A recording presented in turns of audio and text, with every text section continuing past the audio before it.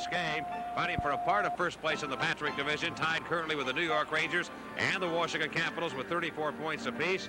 But as the Pens come in against the Los Angeles Kings, one name is missing from the Los Angeles lineup, and that is Wayne Gretzky, Paul. And with the death of his grandmother last Saturday, he attended funeral services today in Brantford, Ontario, had an opportunity to come back, but elected to stay with the family. Yes, he did, and he called Robbie Ftorek today to tell him that, and Robbie Ftorek had told him yesterday, Mike, that once he got up there, maybe if he decided it would be better to stay with his family, just to go ahead and do it.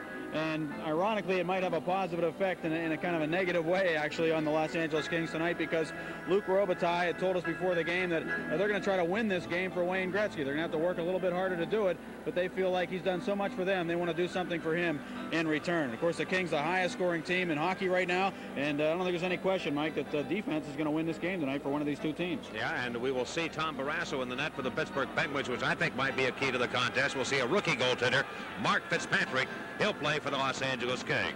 Sit back, relax, and enjoy it. It's a big matchup. The Kings are red hot. They come to the Civic Arena against the Penguins, who are tied for first. Coming up on the Penguins Hockey Network.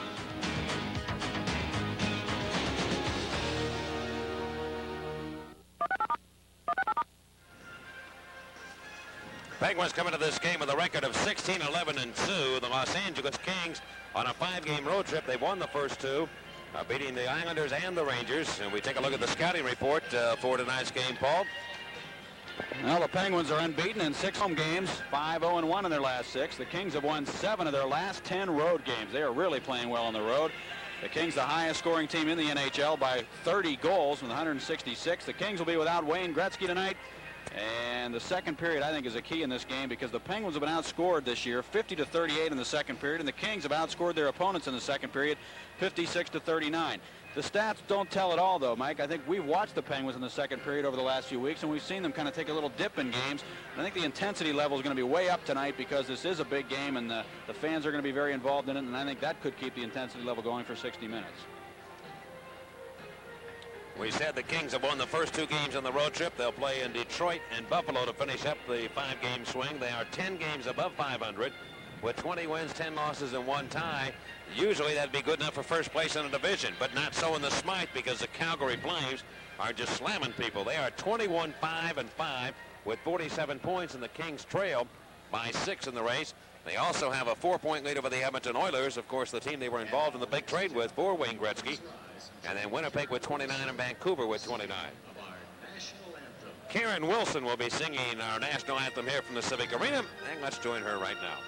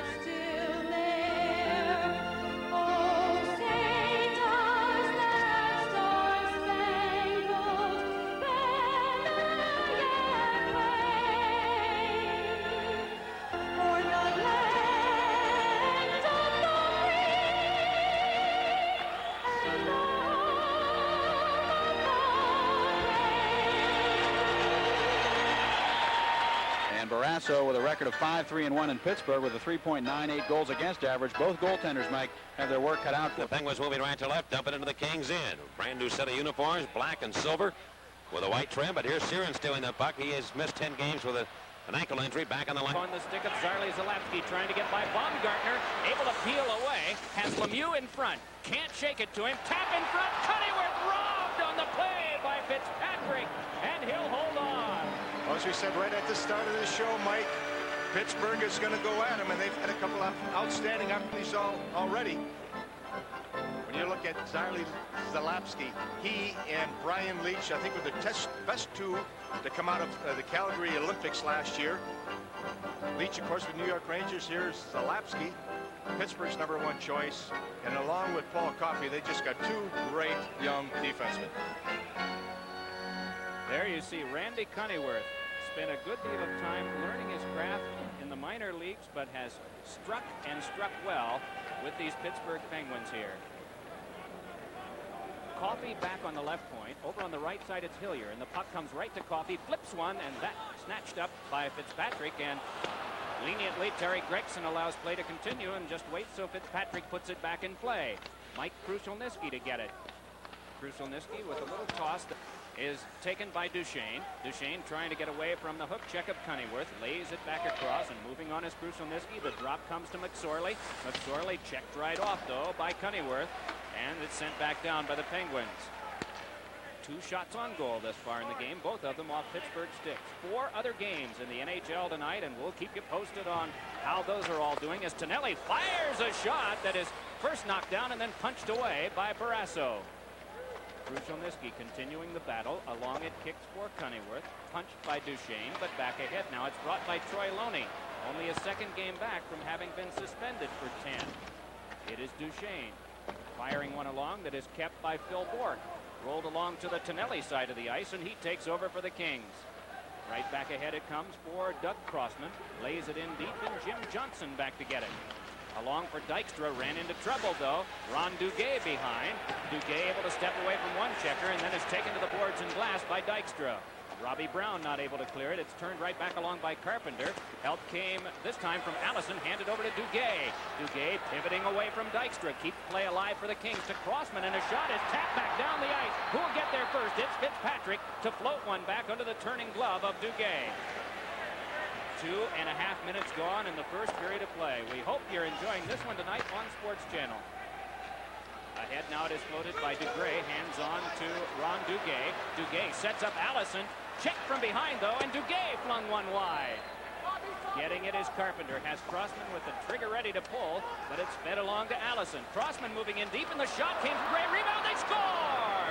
Ron Duguay at the 3-minute mark of the first period, and the Kings get on the board first. Well, they did. It's all important to get that first goal, especially when you're on the road.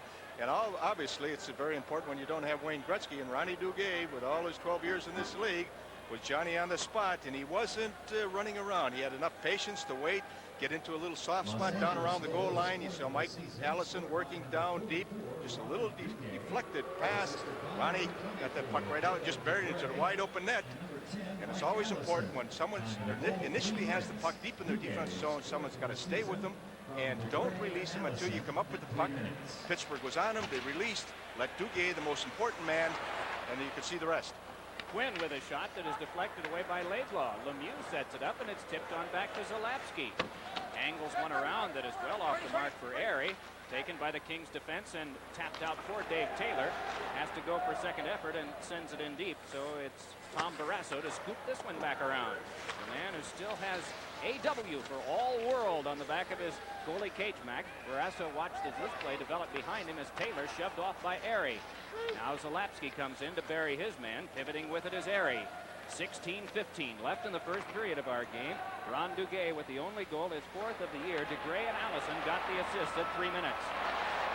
It is a pass across for Airy from Quinn, and he wiped out. Back up with it now comes Bernie Nichols, moving into the zone with Robitaille. Nichols feathers to Robitaille, who pivots and looks over the traffic. Pass kicked away by Lemieux. He's got a man ahead if he can get it to him, and Cunneyworth is in on a breakaway. It's a 2-on-9. Cunneyworth save, rebound, another save by Fitzpatrick on Sarin. Man, oh man, ring 10 bells on that one. And he's just a rookie. First-year man who was called up from New Haven earlier in the year. This is Zalapski. Feeds one for Lemieux, but it's back down, and there'll be an icing call. Back to touch up is Waters, and the clock stopped with 15:29 left in the first. The Kings 1-0. Please remain at the top of your section with the ushers until there's a break in the action before you sit down again. The Penguins thank you for your cooperation. Memorial Cup. This is an outstanding young goalkeeper. He's faced with basically a 3-0 rush, at least 2-0, with Mario coming up as the third one.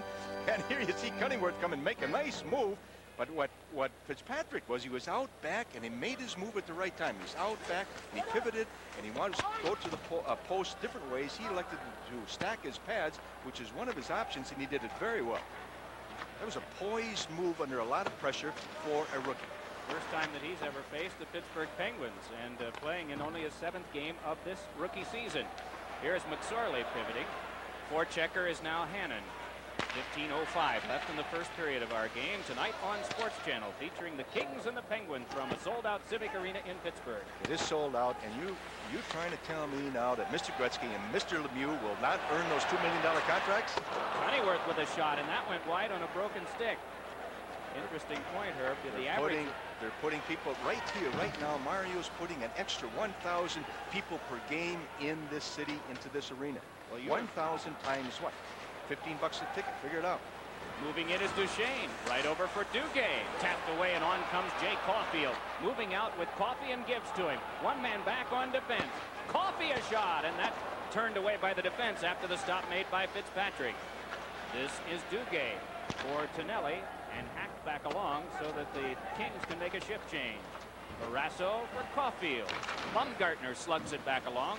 Caught a man offside, but the delayed call is never made since the Kings have cleared the zone. This is Cullen. Hammering one in. First to get there is Brown. Forced off by Crossman, and the toss by Phil Bourque. Broken up by Carpenter and started back ahead. This is Allison. Shoveling it back up the wing for Crossman. Sidesteps one. Couldn't get the pass through to Allison. Second effort came right to Dykstra on defense. Raise it along to Cullen. Cullen with Robbie Brown going wide. Now it is Dykstra pivoting. Cullen was a question mark for tonight's game because of a sore shoulder. Here is Taylor coming in and hit hard by Dykstra. Taylor follows up and hits Dykstra. Puck around in front, and Nichols couldn't jab it home. Cullen's pass tapped by Robitaille, but followed up nicely on the reaction play by Cullen. Moves in and yanks it over to Bourque. Big drive, ricocheted off the skate of Crossman and went wide. Dave Taylor controls for the Kings with 13:15 to go in this opening period. In case you're just joining us and you're not aware, Wayne Gretzky not in the lineup tonight. He's back in Brantford with his family. They are grieving the loss of Wayne's grandmother on Saturday, and the funeral was today. And even without Wayne Gretzky, you can see his influence in this LA team, the way they handle the puck, the way they enter the offensive zone with a little spin out, looking for trailers, drop passing, picking people. They never used to do that. Wayne has brought that to this hockey club. Here is Robbie Brown. His shot directed wide. Is that a matter of confidence then, Herb? Well, it is a matter of confidence. And these players in the National Hockey League, all players in this league are basically able to do that. They just got to do it a little bit more, have a little more confidence right there. And they see Gretzky doing it, they're all trying it. There was Lemieux who hit the post. Puck comes back to Robitaille. Lost it to Erie. Wants to send Lemieux ahead again, but this time it's broken up and sent to Nichols. Pivots away from Dahlquist. Gives back to Robitaille. Save made by Barrasso, and he'll hang on. A clank at one end. A pad and glove stop at the other, and it's still 1-0 LA. Enter the MCI Fan of the Game contest. Winner racing jacket. Compliments of Lincoln River. Penguin brass looking on as Tony Esposito stares down from the super boxes here at the Civic Arena. Mario Lemieux just rung one right up the pipe. His Big Ben did strike one. Well, the Penguins a little snake bit right now. Cunnyworth's had a couple of chances in clean. Searing on a rebound. Lemieux caught the post. Now on the left point of the face-off of the Penguins. This shot by Duchesne to stop. Rebound. Mike Allison puts it in.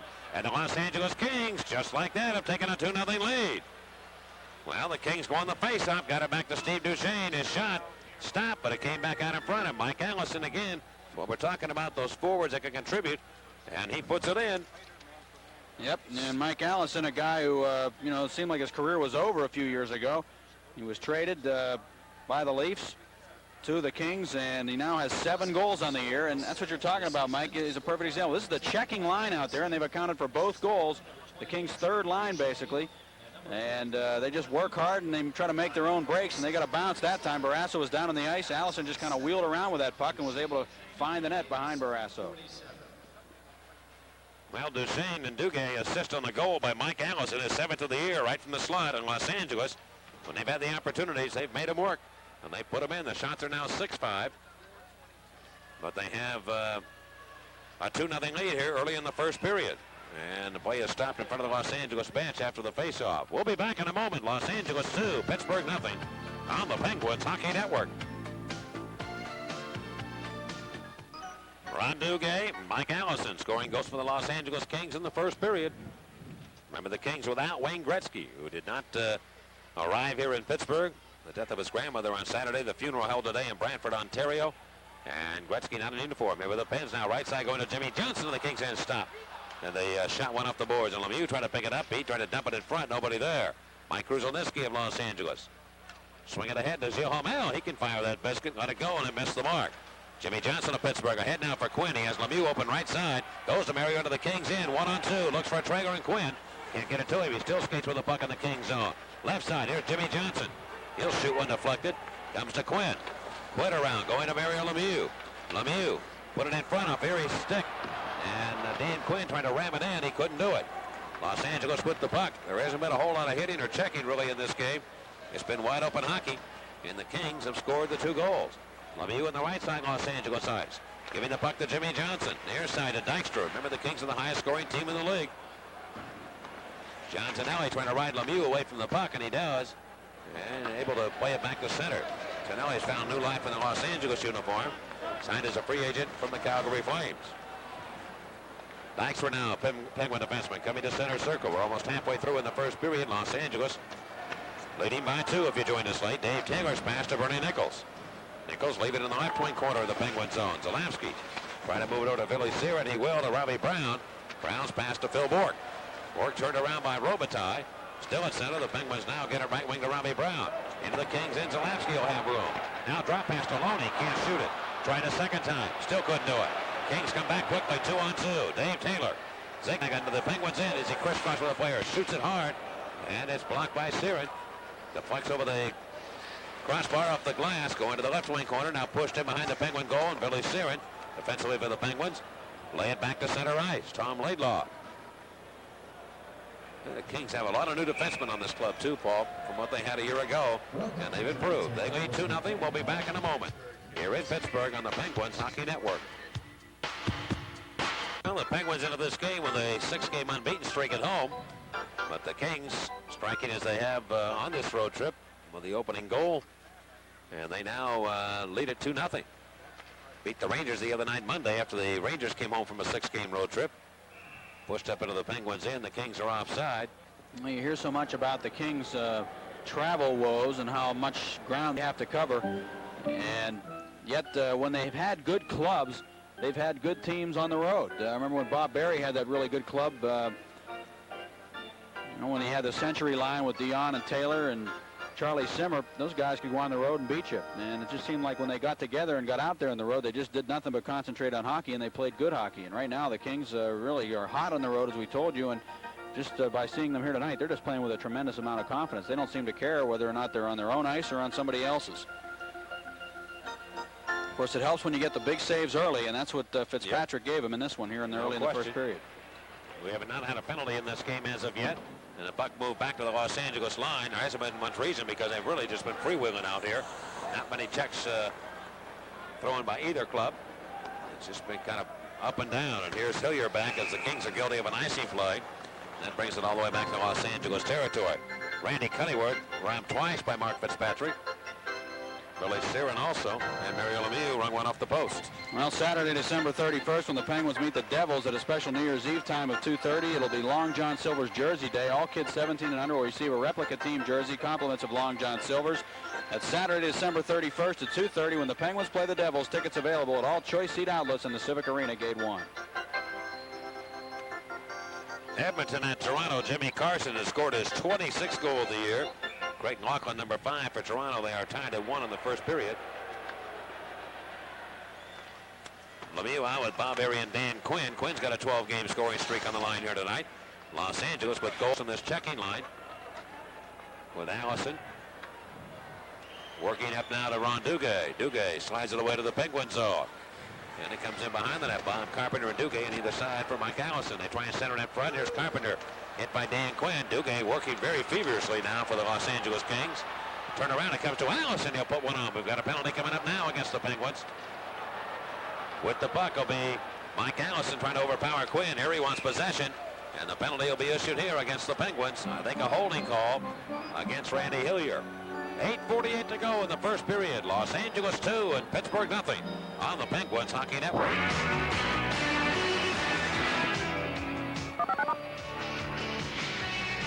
Paul Coffey is the guilty party. Penguin defenseman Coffey off for holding. 11-12 the time of the penalty.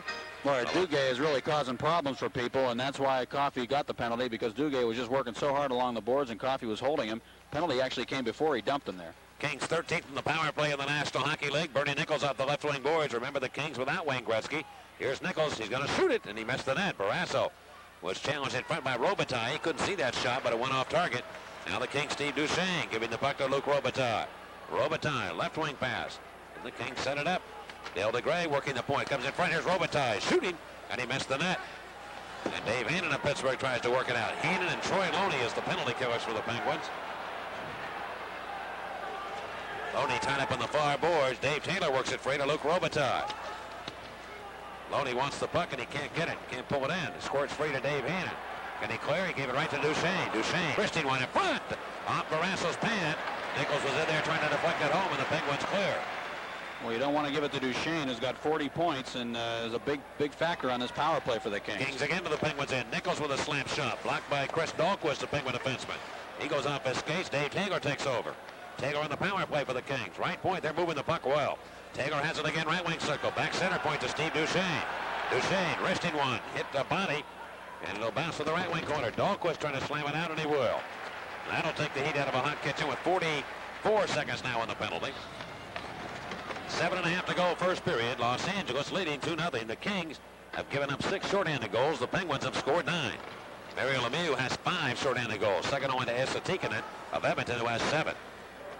The left wing quarter. John Tonelli sticking in behind the Penguin net to Kruzhelnyski. Around the near side of Marty McSorley, who plays on the power play for the Kings. McSorley. Near side to Kruzhelnyski. He'll come out, turn, and shoot it. Barrasso just made that save. That quick little wrist shot by Mike Kruzhelnyski. And right now, to be fair about it, the Kings are just beating the Penguins to the puck. Penguins had the early advantage here against Los Angeles, but Los Angeles, after scoring the 2 goals, they've kind of taken control of this hockey game. And they have 15 seconds to work with here on the power play. They're playing very well. Kruzhelnyski, another one of those guys, Mike, that you're talking about, who can put the puck in the net with 9 goals already this year. He'll probably score 25 this season for the Kings. Also came over as part of the deal that brought Wayne Gretzky to the Kings, 28 years old. And I don't know, you just get that feeling right now the Penguins are just in awe of the skill of these players, and it's kind of difficult to play a checking game against a team like this because they'll turn you inside out if you try to throw checks, and you can just take yourself right out of the play. They're back on their heels a little bit right now. Penguins had the advantage in shots 6-2. They're now 9-6, and here's Lemieux with a steal. Short-handed, coming back 1-1 against Crossman. Moves to the net, cuts around, and he can't get the shot off as Crossman pulled him away from the goal, and play goes on.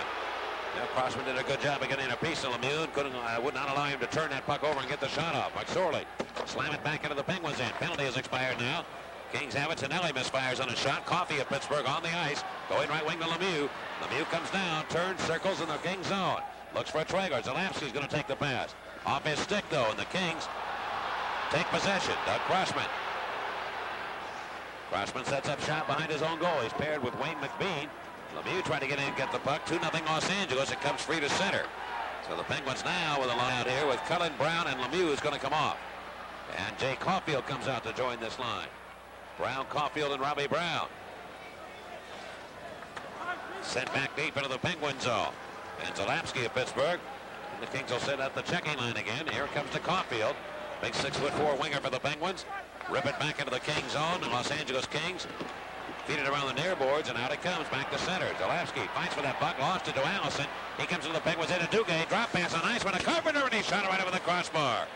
Now this line has been terrific for the Kings. Left point. Here's a shot by McBean, and that's deflected. Went up into the seats. Well, this line has played well for Los Angeles in the first period of play. 5:39 left. And the Kings lead 2-0 on the Penguins Hockey Network. Well, Mike, you were talking about Ron Duguay earlier, and I think that what's happened with him is he's learned to kind of play within his limitations, and that's why he's been able to stay in the league so long. He's in his 12th year now, and he and Allison are guys who've just accepted the role as checkers and defensive players and have done extremely well at it. Kings again win another faceoff. They get a shot on the net. That is stopped. Los Angeles has had the last 8 shots on goal. Here's Lemieux working the right wing. Deal it up into the Kings zone. Fitzpatrick. He collides with one of the Penguins, but he Fed it away from the net. It was Bob Erie. It goes behind the goal, and Allison, number 10 for Los Angeles, just puts it up in the atmosphere, and a bouncing puck goes to the Penguin line. Paul Coffey looking for Bob Erie. The pass behind him. He'll have to chase it down. Erie in his own end. You know, Coffey, who has admitted here in the last week or so that he's just been struggling. He's had a hard time getting it going. He's made a lot of mistakes.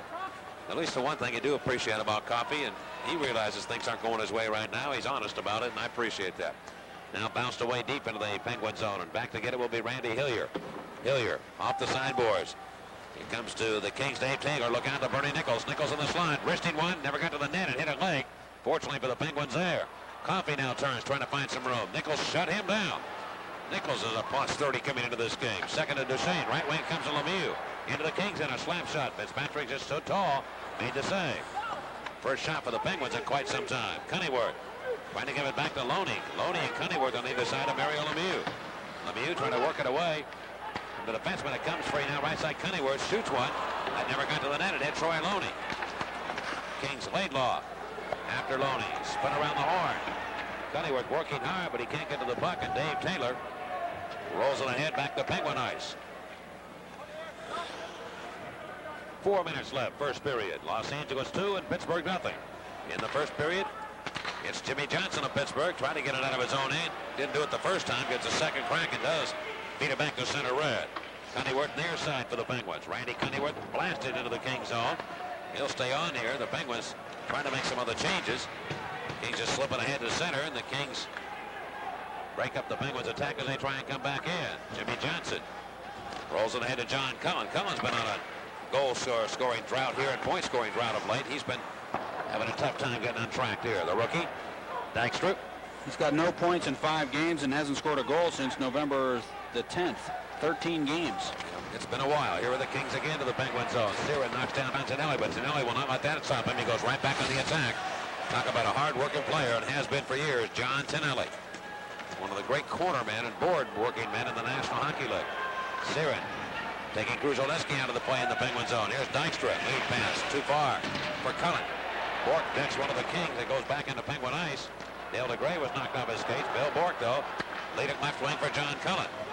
Cullen pushing up into the Kings' left wing corner. Robbie Brown. Now the tempo's a little tougher here. They're starting to check a little closer and hit and use the body. Brown, King zone, going behind the net. Robbie tries to center. Can't make that happen. Zalapski, though, trying to hold it in. Taking off his blade. And the Kings sneak it back to center.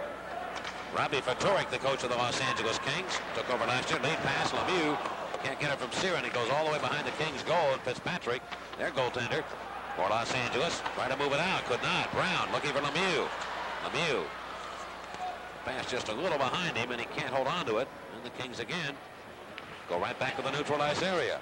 Robbie Brown of Pittsburgh. Zalapski now finding Bob Erie. 2:05 to go in the period.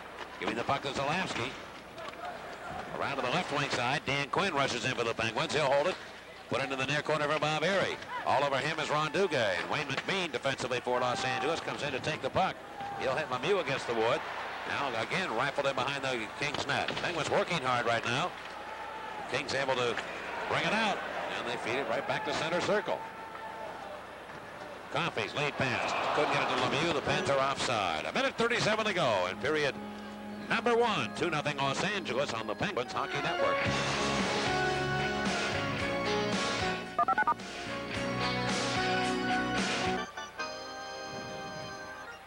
Edmonton Oilers lead the Toronto Maple Leafs now 3-1. Kelly Buchberger has scored for Edmonton. Jimmy Karsten has 2 goals in that game, 26 and 27. Look out for him. He's starting to make a rush at the league leaders. Bernie Nichols leading the NHL in goal scoring for the Los Angeles Kings with 33. Here are the Kings again stepping back into Penguin ice. Hannon, Loney, and Cunneyworth out for the Penguins. Baumgartner puts the check into Troy Loney, and the puck does hop back to center ice. Baumgartner again drills it deep into the Penguin near corner. Coffey looking to get some room. Bernie Nichols with his line mates, Luc Robitaille and Dave Taylor. Goes to Hannon, and he's content just to play it back to center ice. Los Angeles with 2 goals in the first 7:47. Barrasso has to handle the puck as it's dumped in towards his net. Moved up to the Penguin line, and with possession will be Troy Loney. His pass right wing to Dave Hannon. 43 to go in the period. turn it over into the Kings' end. Barrasso lifetime against the Kings, 3-4-3, a 2.99 goals against average, including one shutout. Here's Duchesne, wristing one by Coffey, and Barrasso's going to glove it right up the boards and hold on. And the face-off will be in Penguin ice. It's double trouble as Simmons Business Systems honors goals by the double trouble numbered players. Paul Coffey, Mario Lemieux, Rob Brown, and Zardy Zalapsky. Each goal is worth $25 to the Make-A-Wish Foundation. And Simmons Business Systems has donated $1,675 to Make-A-Wish. Tom Barrasso wishing the Penguins would make something happen at the other end of the rink. They haven't really had any good chances on Fitzpatrick since the early moments of this first period when he robbed them and robbed Randy Cunningworth and Billy Searin. And the 30 seconds to go in the period, the Penguins down 2-0. Well, the Penguins' record right now, 5 above 500. But in 11 of the last 12 games, the Penguins have been outshot by the opposition. And, you know, occasionally you'll have a game where you'll win it with a shot speed, but that's kind of a trend right there. And the Penguins have to be a bit careful that they don't let it continue. They outshot the Flyers in their last meeting at Philadelphia, but that was a loss also. Now here to center.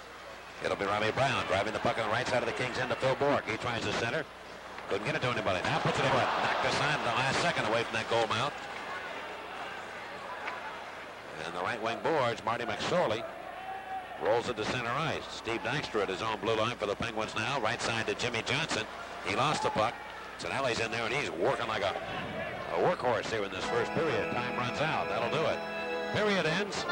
And the Los Angeles Kings just keep right on rolling along. They've won the first 2 games on their road trip, and they come into Pittsburgh, and at the end of one, they have the lead over the Penguins. Los Angeles 2 and Pittsburgh nothing on the Penguins Hockey Network.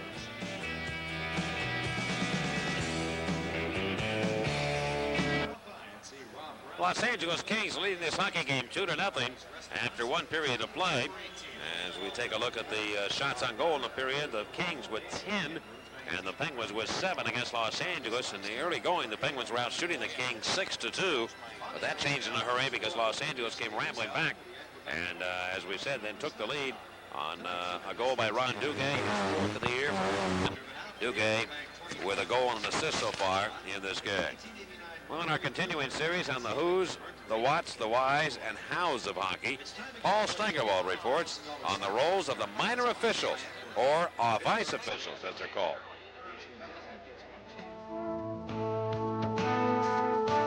There are 7 other officials besides the referee and 2 linesmen during each hockey game, and they're referred to as the off-ice or minor officials. Their titles and responsibilities are the penalty timekeeper. He keeps track of all the penalty minute times. The game timekeeper, who keeps the official time of the game.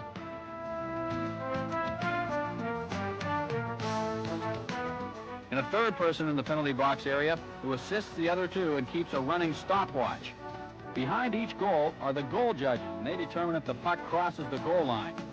The goal judge flips on the red light when he has determined that it is a goal.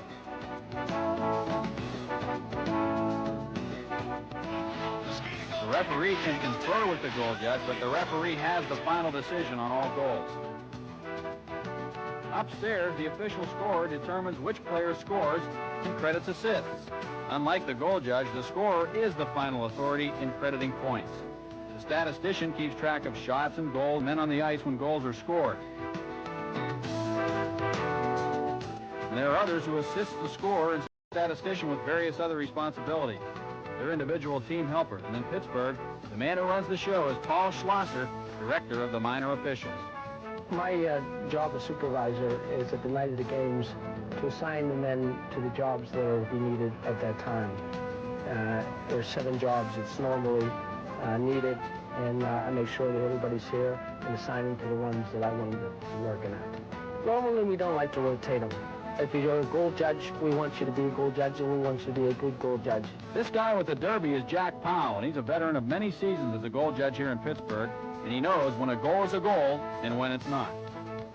Black on red is not a goal. The goal line is 2 inches wide, the pipes are 2 inches wide, and they're all painted red. And the puck must be completely over the line or past the pipes. The referee has the sole discretion. It's up to him if the puck is a goal or not a goal. All our job is, if we think it's in, we light the light. The minor officials are hired by the individual teams, but they do get support from the league. We are hired through the Pittsburgh Penguins club.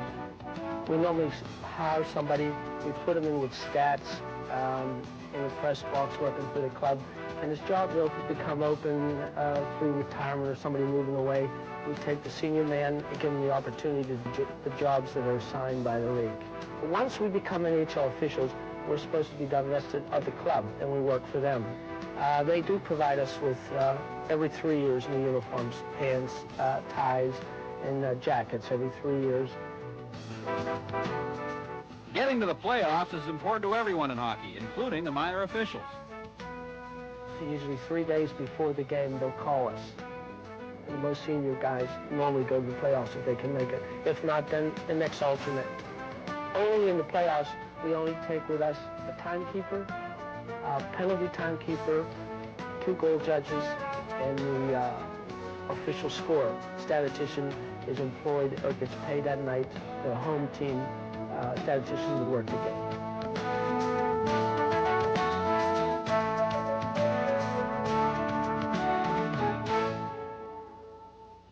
The Civic Arena here in Pittsburgh, where the Penguins are entertaining the Los Angeles Kings. An opportunity in this intermission to talk to Penguin defenseman Randy Hillier. And Randy, you've been with this club since '84-'85, and this appears right now to be about the best hockey club the Penguins have had since you've been here. Well, I agree with you, Mike. I think the balance of the club is so much greater now than it was back then. We have very strong goaltending in Barrasso. Our defense is young and playing better. You know, it has there's room for improvement, but I think we're playing pretty well as a whole.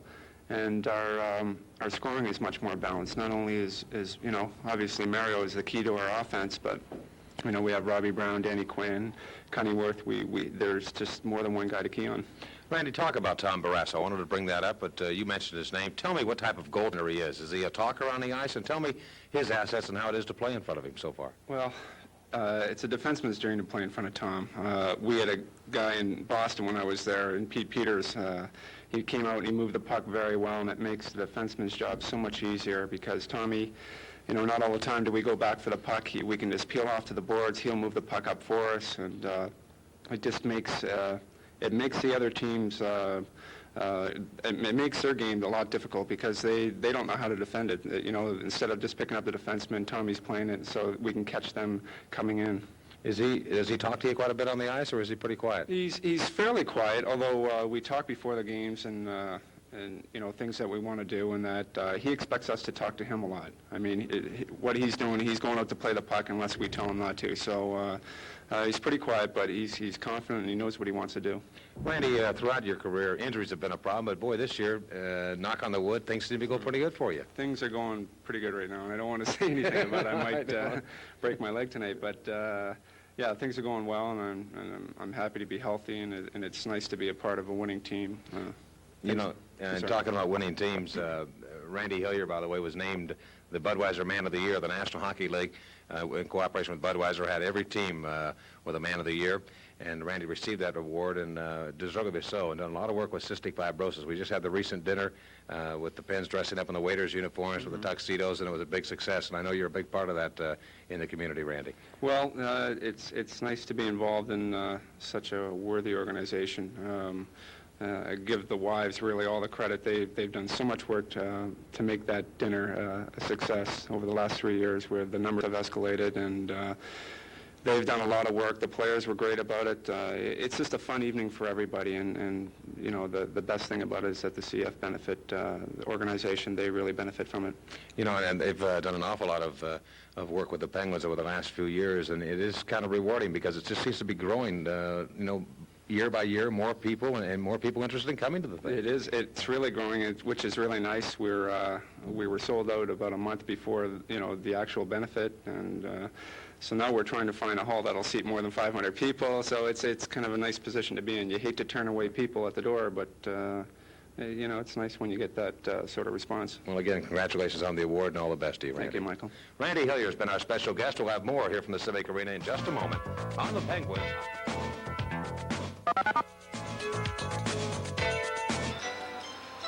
Well, the Penguins right now trail the Kings 2-0, and a reminder to you, if you'd like to have your favorite Penguin game on home video, Call Genesis Video Productions at 412-847-3091 or 412-847-2122 to place your order. Genesis Video Productions. And the Globetrotters are headed to the arena. The Harlem Globetrotters will be here for one performance only on Friday, December 30th. That will be at 7:30. And as usual, tickets are available at all choice seat outlets when the magic of the Globetrotters heads to town. It is 2-0 Los Angeles, and we'll have more here from the Civic Arena in just a moment on the Penguins Hockey Network. Well, don't forget to enter the Augie's Flower Shop Penguin shutout period. During each telecast, a contestant will win a Christmas arrangement of flowers if the Penguins shut out their opponent during the second period of a KBL game.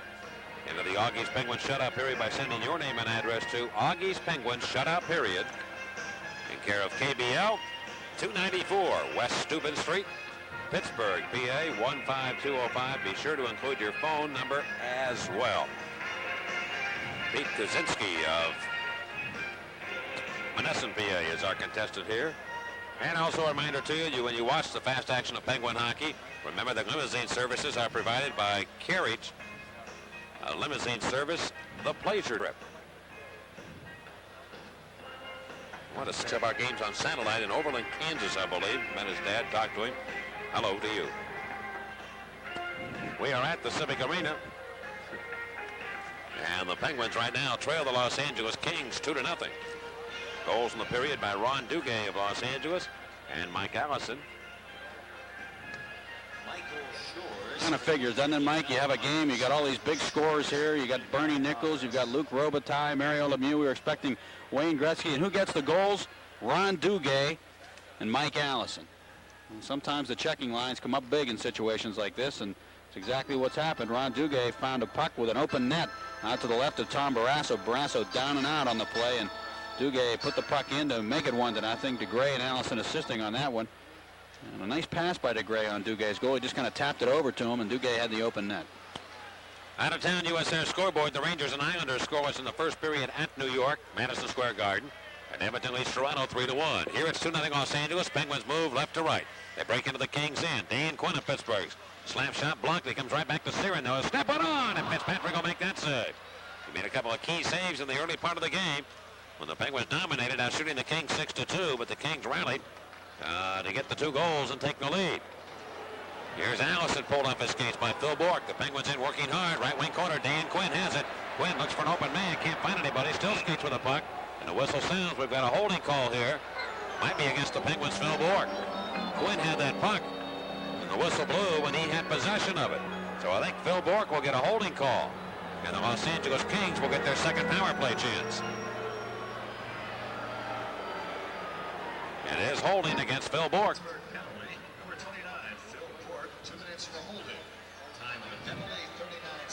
39 seconds into period number 2. And here are the Kings again, 10th in the 13th in the National Hockey League in penalty killing. The Penguins are 19th in allowing power play goals. Well, I think that the Penguins being down 2-0 here, obviously this is a crucial situation right here. If the Kings can get another goal to make it 3-0, it'll be tough to come back against them. Even though they have allowed their share of goals, they can play defensively, and they may even be in a more defensive mode anyway with Wayne Gretzky out of the lineup.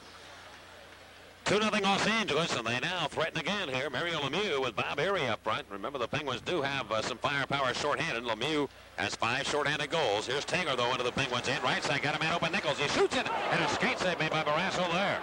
Off to the left point. Bob Erie looked ahead. He's got Lemieux behind the defense, and here he comes shorthanded. Breaks it alone. Lemieux makes his move, and he shoots and scores. Mario Lemieux, and the Penguins get on the board. A shorthanded goal by 66. Ah, look at Loretta. Well, Lemieux scored that goal in the exact same spot that he scored against Sean Burke the other night against the New Jersey Devils. And it was a pretty similar play, too. He picked it up on the left dot at the blue line coming in, and he cut across on Fitzpatrick, and he just waited until he opened up the legs, and he put it right in the 5-hole. Fitzpatrick almost sat down on top of that puck and went right underneath his backside and into the net. He slid it right along the ice to make it 2-1. Bob Airy assisting on it. A perfect pass at the red line. Lemieux kind of swooped to his left as he came across the blue line and then cut back in towards the net. I don't think what people realize is how much speed Lemieux really has. He had 3 Kings chasing him. They weren't even in the picture at all. And he just blew by him. And he comes in and notches the goal. His 29th of the year to make it 2-1. Oh, man. Shorthanded goals can do so much for a club. They lift you, they give you confidence, and they take a little bit out of the team on the power play. That puts them back on their heels a little bit. Number 6 for Mario on the campaign. Second only to Esa Tikkanen of Edmonton now, who has 7. And the puck is flipped deep into the Penguin zone. On the power play, still the Kings with 1:15 to go in the penalty to Phil Bourque. Taylor going right point down to Dale DeGray of Los Angeles. Back to Taylor, to DeGray again. Shoots it, and a glove save made by Barrasso. Tommy's going to hold it. Tommy giving some instructions, I think, to Bob Airy on the pen, saying where he wants him to go after he gets that puck. Talking to Randy Hillier tonight, and Randy talking about Barrasso and just how much it means to have him back there with the stick work that he does. And he says that he expects the defenseman, Paul, to talk to him more than he does to them. He wants a message coming from them, what they're going to do with the puck and what people are going to do. He said every goaltender is different, but he really felt it was a pleasure to play in front of Tom Barrasso. Well, one thing, you need goaltenders to talk to you at times too, because your back is to the play. They can see the play in front of them, goalies can, and they can give you an instruction as to which way to go or whatever, which way to go with the puck up the boards. But what Barrasso's looking for are players to let him know who to pass to, when to get into position to take a pass from Barrasso. Here it comes out of Mario Lemieux. Back 2-on-2, short-handed again with Hannon. Lemieux on the right side, cuts across the ice. Look out, he's got a chance, moves in. He shot it. It was partially blocked, though, by Doug Crossman. Now off the near corner, Lemieux, left point, going down to Dahlquist. He'll shoot it, blocked. And it comes all the way back to center. One of the things that Hillier was talking about, and just to keep it going a little bit more, was the fact that Barrasso says he'll play the puck on almost all cases. You let me know if you want to do it the other way. Here is Crossman now, cruising back into the Penguins in with 33 to go on the penalty. His shot deflected, comes right to Barrasso. Barrasso sneaking near wing, and the Penguins will try and get it out. Unable to do so at the moment. Kruzhelnicki going right side, got a man open. Here's a shot, right on, save made, rebound, shot wide by McSorley. What a great chance there. Left point, Crossman, 2-1 the Kings lead. Over to Wayne Bean. Bean in the right wing corner for John Tonelli. All over him like a blanket is Chris Dahlquist. They jam it up, but the Kings working free. They got a man in the slot. It went right by Crossman. He couldn't get the shot off. He had a great chance coming down the slot. Hillier of Pittsburgh poking up the boards, and out it comes. Penalty is over. Bourque is back on for the Penguins. And the Kings have to go back and set up shop in their own end. Wayne McBean, second-year defenseman, long lead pass off Duguay. Caroms all the way to the Penguin zone. And Coffey will play the puck from Tom Barrasso. Right side on Loney. He can't hold the pass. Loney pokes it over to Bob Airy as he went after it, though, to Danny Quinn. Quinn steers it up into Los Angeles territory. Around to the near boards. Loney went in, put it behind the net to Bob Airy. Airy now looking for room. Still skating with it. Look out, he's got some room, and they don't challenge him. Finally, Carpenter comes after him. Going to Coffey in the slot to Quinn. The pass too hard. Bounced off his skates. Los Angeles leading the puck ahead for Mike Allison. Allison out here with Ron Duguay and Bob Carpenter. This line responsible for both Los Angeles goals coming in the first period. Kings feed it back to Penguin real estate. Right side. Allison fighting for the possession. Bob Airy trying to turn him around. The Penguins have changed lines here, going with Quinn, Airy, and Troy Loney. Ron Duguay in Penguin territory. Coffey will knock him to the ice. Picked up now by Allison. Allison fakes a shot, moves in around Coffey, shoots. The save made, the rebound. They can't put it in. The net is off the moorings. Boy, Barrasso. Coffey was sliding on the ice like a fish trying to get to block that shot. Allison held it forever, and then they shot the puck wide. 2-1 the Kings lead. Second period on the Penguins Hockey Network.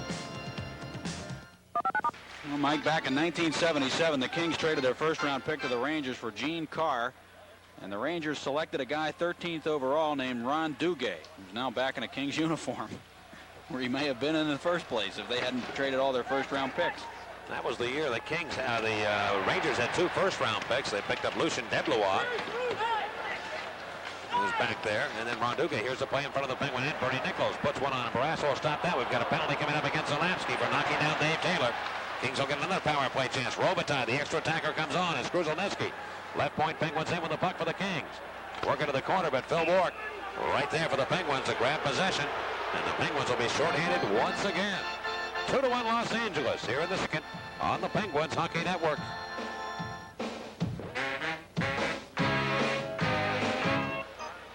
Well, Zardy Zalapski, the Penguin defenseman, will sit down, holding the call at 4:20. You don't see Zardy call for holding too much. Well, he had a hand on Dave Taylor, and I'll tell you something, I think it was a questionable call there, because Taylor tripped over the goal cage, and it looked more to me like Zalapski was trying to keep him from falling down. He grabbed him around the waist as Taylor was falling to the ice. Nonetheless, the Kings go to work on the power play. Their third opportunity. The Penguins have yet to register one. And it'll be Allison out here with Carpenter and Duguay. So Robbie Fattori going with his hot line. Nichols not even on the ice, and the folks that usually work the power play. Point men will be Steve Duchesne and Doug Crossman. Penguins work at the center. Mario Lemieux scored a shorthanded goal at the 1:10 mark of this period when the Kings had a power play. Duchesne rolls it deep into the Penguins' end. After it will be Mike Allison. Allison going right side. Kings suicide pass there, knocked aside though. Fortunately for the Kings, didn't result in Lemieux grabbing that puck and taking off. Now Lemieux after in his own end. Lemieux giving the puck to Dahlquist. Looks up, finds the opening, and away it goes. Mario has the little jump in his legs tonight that we haven't seen in a couple of weeks. On the move, Bob Carpenter. Carpenter relaying over to Mike Krushelnyski. Backpedals in. He's a great skater, Krushelnyski. Now going behind the Penguin net. Krushelnyski comes all the way to the near side. Turns, goes to Duchesne of Los Angeles. Center point. Is he going to shoot it? No, he goes back to Krushelnyski. Moves in. Hilliard trying to block it. Comes in front. No, the Kings shoot it right up the post as Crossman was in deep. Here's Lemieux with the puck. Mario trying to get it going. Crossman hit the pipe to the left of Tom Barrasso. He had an open net, too. Duchesne steers the puck out of the Penguin line, and Allison poke it over to Crossman. Right wing boards. Penguin zone. Breaks in deep. They don't challenge him. He centers it. It came off the skate of Duchesne. One thing the Kings do, they send people in deep on the play, and that can give the Penguins a break. Short-handed. We saw it earlier. Allison looking right side. We'll go to Bob Carpenter. Carpenter trying to put it in front. Lemieux spotted that. Broke up the play. Can he get it out? He goes diving to the ice. Does get the puck as he gets back up. And works it up the center, and he took a check and knocked down. But Lemieux, a great play there to clear the puck out of his own end. 22 to go in the penalty to Zardy Zalapski. Penguin defenseman off. Final rush coming up. Marty McSorley. 2-1 the Kings lead. Going to Crossman. Into Penguin ice. Drop pass to McSorley. He'll shoot it. Blocked. And McSorley gets it back to John Tonelli. Tonelli, wheel and deal. Tonelli in the right wing circle. Now moves over. Quinn trying to kill the penalty. 5 seconds to go. Shooting is Tonelli. Dahlquist gave his body up. And it deflected off of him and up into the seats. The Penguins only 2 seconds away from killing the minor to Zardy Zalapski. Well, some teams on the power play will try to make the perfect play. They'll move the puck around and play a kind of a passive type of a power play system, where they just kind of pass it, try to wait for the open guy or the man to pop open. But the Kings are getting it done by hard work, Mike. They're forechecking, almost playing as if they're at even strength. And that's an interesting way, I think, to generate power play goals. When you keep up the intensity when you do that, too. Sometimes when you have power play chances and you don't score, it takes a little bit out of you because, as I said, power plays can be more passive at times. You kind of stand around and you move the puck, and it's much more meticulous. Bernie Nichols on now with 2 seconds to go with Taylor and Luke Robitaille. Dave Hannon has the assignment to try and win the faceoff. And Danny Quinn out. Faceoff is controlled by Los Angeles. They go to the right point. On the ice is Zalapski. We're back at equal strength. Two teams with 5 aside, not including the goaltenders. Barrasso tap it ahead to Dan Quinn of Pittsburgh. 4-man rush develops. Left side to Hannon. Hannon moves in. And a nice play by Dale DeGray. Now comes on to Quinn, and he put it on the net. And Fitzpatrick standing tall. He's a stand-up netminder. There's much doubt about that. Big and tall. Penguins again cruise back in. Cunneyworth going over to Quinn behind the net. Quinn stops. A little move there. Trying to hit Coffey going right down the slot. Couldn't connect. And the Kings unable to clear. With the puck on the right side will be Dan Frawley of Pittsburgh. Frawley with Quinn and Cunneyworth. Now Quinn going right side to Jimmy Johnson. He'll shoot it. That'll miss. Hit the boards. Went on the back of the net. Frawley trying to center for Cunneyworth. Can't make that happen. This line played a lot together during the early part of the season, from training camp on, actually. Now they're reunited again. And the Kings drop it back into Penguin ice with 12:44 to go in the second period. 2-1 Los Angeles leads. Lemieux takes the lead pass. He's on the ice again. Right side to Robbie Brown. Brown to Cunneyworth down the slot. A wrist shot. That's blocked. Loose in front. And Robitaille throws it ahead back to center ice. On the move, Bernie Nichols. Going to Penguin ice. Looking for Duguay as a trailer. Bounces free right towards a goal. Away from everybody. Lemieux spin it ahead for Robbie Brown. He'll look for Lemieux, though. He goes into the Kings' end. He goes to the right side. Pulls up. Looks to Mario's. Got him. Mario's still dancing with it. He's putting on the Ritz right now. Left side to Coffey. Coffey shoots it in behind the goal. Nobody there. And Laidlaw defensively for Los Angeles. Working on the right wing systematically to Duguay. Ron Duguay in center circle. Going to Bernie Nichols in the Penguin ice. Nichols on the right wing boards. His little drop pass right to Duguay. Duguay back to Nichols. Nichols moves in. He can't get a good shot off. Coffey went down on the play again. Coffey working the near wing in his own territory. Duguay and Coffey colliding. Coffey, I think, wants a face-off here. If he can get it, he can't. And so Billy Searin helps the cause. Over the left side of Lemieux. A little short drop pass to Bob Harry. Looks for a breaking Robbie Brown. Can't get it to him. Lemieux will take over. Into the Kings end. He's been on a long shift now. Lemieux turns around. Still skating with the Kings zone. Lemieux with the puck one more time. Right wing circle. Moving down. Still looking. He had it knocked aside. He goes after it. He's pulled down. Penalty coming up. Well, Lemieux had just worked the penalty killing, then came back out and took a shift. And now he's pulled down. The Kings will be shorthanded. 2-1 Los Angeles here in the second on the Penguins Hockey Network. I don't know if Mario Lemieux went down because he was just totally exhausted or because he was trying to draw a penalty or if he was actually held by Gilles Lamel. In any event, it is holding at 8:35, and the Penguins with their first Stroh's power play opportunity. Lemieux just put on an incredible show of puck handling skills, skating ability too, and that ability to protect the puck against Hamel. Hamel just could not get to the puck. Lemieux with that long reach, able to use his hips to protect it, and then Lemieux went down. The U.S. Air scoreboard, Edmonton leads Toronto 4-1 at the end of one at Toronto. And the Rangers and Islanders are scoreless through one period at New York. And the Kings now shorthanded for the first time tonight. Penguins in the power play. Second in the NHL. Here's Cunneyworth into the Kings end. Drop pass to Lemieux. Slap shot at the post. To the right of Fitzpatrick. Now picked up by Coffey in the Penguins. Center point to Lemieux. Mario working that center point position right now. Motion for people to move around. He's going to shoot it. Right on. Fitzpatrick will glove it and hold on. As Laidlaw rams Danny Quinn in towards the net. Well, Lemieux actually working the point. Turned down on that shot. Brian Mumau of Vandergrift, Pennsylvania, is our contestant on the Stroh's power play contest. Lemieux doing a little quarterbacking on the power play for the Pens. He's out at the point now in this sequence and looks for Quinn to cut across and form a screen for Fitzpatrick. Just waves the hand, and then he lets it fly. And Fitzpatrick able to see the puck because Lemieux shot it, and Quinn just did not arrive in time to create any havoc for Fitzpatrick. You're right, Mike. He is a stand-up goaltender, and he's got good size at about 6'1", 6'2", and he also looks even bigger than that because he's so upright. Face out to the right of the Los Angeles goal. And the Kings control the face-off. On the move will be Steve Duchesne. Duchesne coming to the Penguin line, breaks in. Lemieux trying to take the puck away from him. Zalewski rams him on the boards. Now Coffey going to Lemieux. Makes a nice little move to steal it ahead to Robbie Brown. Brown right wing, looks for Traeger. Has Quinn open, goes to him, back to Brown. Robbie Brown looks for Lemieux. Brown still leading the National Hockey League in power play goals. He has 24 in the year and 16 have been on the power play. But the Penguins can't make it happen this time. Cleared with the Kings down to Penguin ice. 1:07 to go on the penalty. Comes to Coffey. Ramming up into the Kings zone. Lemieux off the left wing boards. Handles the puck. Around to the left point to Zalewski. Right side of Coffey. Will he shoot it? No. He skates over laterally. Going to the left pointer. Back to Zalewski. Shoots one. Fitzpatrick will make a stick save there. On the move. It goes to Quinn of Pittsburgh. To Robbie Brown behind the goal. Brown has Lemieux open left wing corner. Kings penalty killers. Krushelnyski and Robitaille. And Lemieux trying to play at left point. Robitaille reached in and deflected it. It'll come all the way back into Penguin real estate. And Brasso works it over to Coffey with just about a half a minute to go on the penalty. Zalewski skating quickly to the Kings line. Right wing to Cunneyworth. Got around a man. Cuts for the net. He shoots. Save made. Rebound. Lemieux can't put it in. Coffey will shoot it. That's blocked by the Kings. And they have the puck. And out to center will come Mike Krushelnyski. Left wing pass to Robitaille. Back to Krushelnyski. Couldn't get to it. Robitaille gets it back himself. Put it in front. Coffey collides with Krushelnyski, but he'll get a penalty. Coffey held Krushelnyski around that net. 9 seconds left, and the Penguins will be shorthanded here in that amount of time. And things continue to go south for Paul Coffey. He just seems to have his problems in his own end lately where he's getting caught holding people all the time. He just reaches out and grabs people constantly, and sometimes he gets away with it, but that time he didn't. He literally tackled Krushelnyski to the ice. Krushelnyski circled behind the net looking for a pass in front, and he never got the pass because Coffey dumped him to the ice at 10:26. Seconds, make it 9 seconds.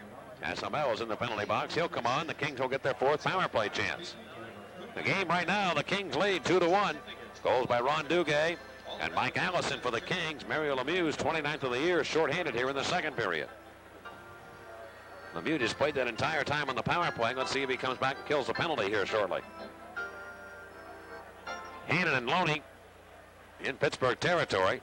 And the face-off won by the Penguins. Here's Steve Dykstra, defensively paired with Jimmy Johnson. Rod Buska's not playing for the Pens tonight. Hamel is on. The penalty has expired. Penguins have it at their own blue line and whack it up into Los Angeles territory. Going back to take possession will be Dale DeGray.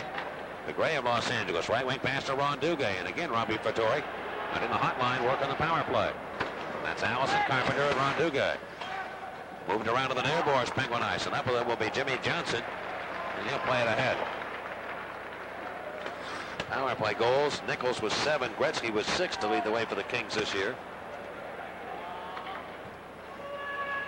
Out at center ice, Crossman. In the Penguin ice, leaving the left wing corner. Jimmy Johnson, nice move. Flashing around the boards, but cut off by Bob Carpenter. Carpenter with the Kings, going to Ron Duguay. 2 on the Kings late on a power play. Center point, Crossman fakes a shot, moves in, fires at 6 save made Barrasso. It comes off the right wing boards. Bernie Nichols in. He's on the power play right now. Nichols trying to go to Duguay. Duguay, number 44, right point pass to Carpenter. Carpenter fakes a shot, move it over to the Crossman center point. Now the near side here is DeGray. He fanned on it. DeGray tried to shoot the puck in one motion, but he fanned on it. Still loose Penguin zone. Dykstra comes over. Rip it around the sideboards, but not out. Held in by Crossman. Heaton gets over to check on his side and back to center. 1/2 minute to go on the penalty to Paul Coffey. Penguin defenseman off for holding. And Jimmy Johnson finds that loose puck, and he'll bang it back to the Kings net. Penguins make a change. The Kings now come rushing back in the final rush into the Penguins' end. Nichols shooting. The stop is made by Barrasso, who went down to 1D to make the save. Bob Berry looks back for Lemieux. Lemieux with a good pass back there. Here in the paint, 3-on-2. 5 seconds to go on the penalty to Lemieux. Breaking in the right wing is Hillier. Lemieux gets it to Bob Berry. A fronted shot. Save, rebound, score. Bob Berry put it in. The Penguins tie it at 2. Oh, by Sam a drink and get his dog 1-2. Bob Berry put it in on the rebound. And he batted it out of the air, backhanded with a shaft of his stick, I believe, and just knocked it over the body of Fitzpatrick, who'd made a tremendous save on him to begin with. The Penguins worked that 3-on-2 beautifully, with Lemieux cutting across at the blue line and feeding it down low to Ario, who just went to the net with that great speed. And it started with a great pass by Lemieux out of his own zone. He has that quick pass. He can look up and see a man right away, and he just moved it to Ario all in one motion as soon as he saw the puck. Then he cut across into the slot, laid it to Ario down low, went in. Fitzpatrick made the save with a body, and Ario was able to bang that rebound into the net to make it 2-2.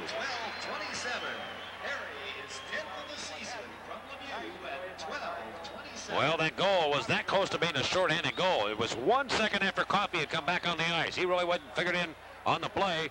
It will not go down as a shorthanded goal, but it might as well be because Coffey was nowhere to be found. So the Penguins really have scored 2 shorthanded goals in the second period. Here's Quinn. Kings in. Slap shot. Fitzpatrick say rebound. Score. Coneywood puts it in. Whack it right out of midair. And the Penguins have the lead. 3-2. Oh, Michael Motorcycle. Randy Coneywood. Well, how about that? Randy Coneyworth had 2 tremendous chances earlier in this game. I mean, where he was in cold free on Fitzpatrick. This time he has a puck that's up about waist high, maybe even higher than that, and he hit a base hit right over Fitzpatrick into the net. So 2 goals batted out of the air by Penguin forwards, and the Pens have the lead 3-2. What a play by Coneyworth. Not only did he hit that out of the air, but he actually hit it up a little bit so that it would go up over Fitzpatrick and underneath the crossbar and into the net.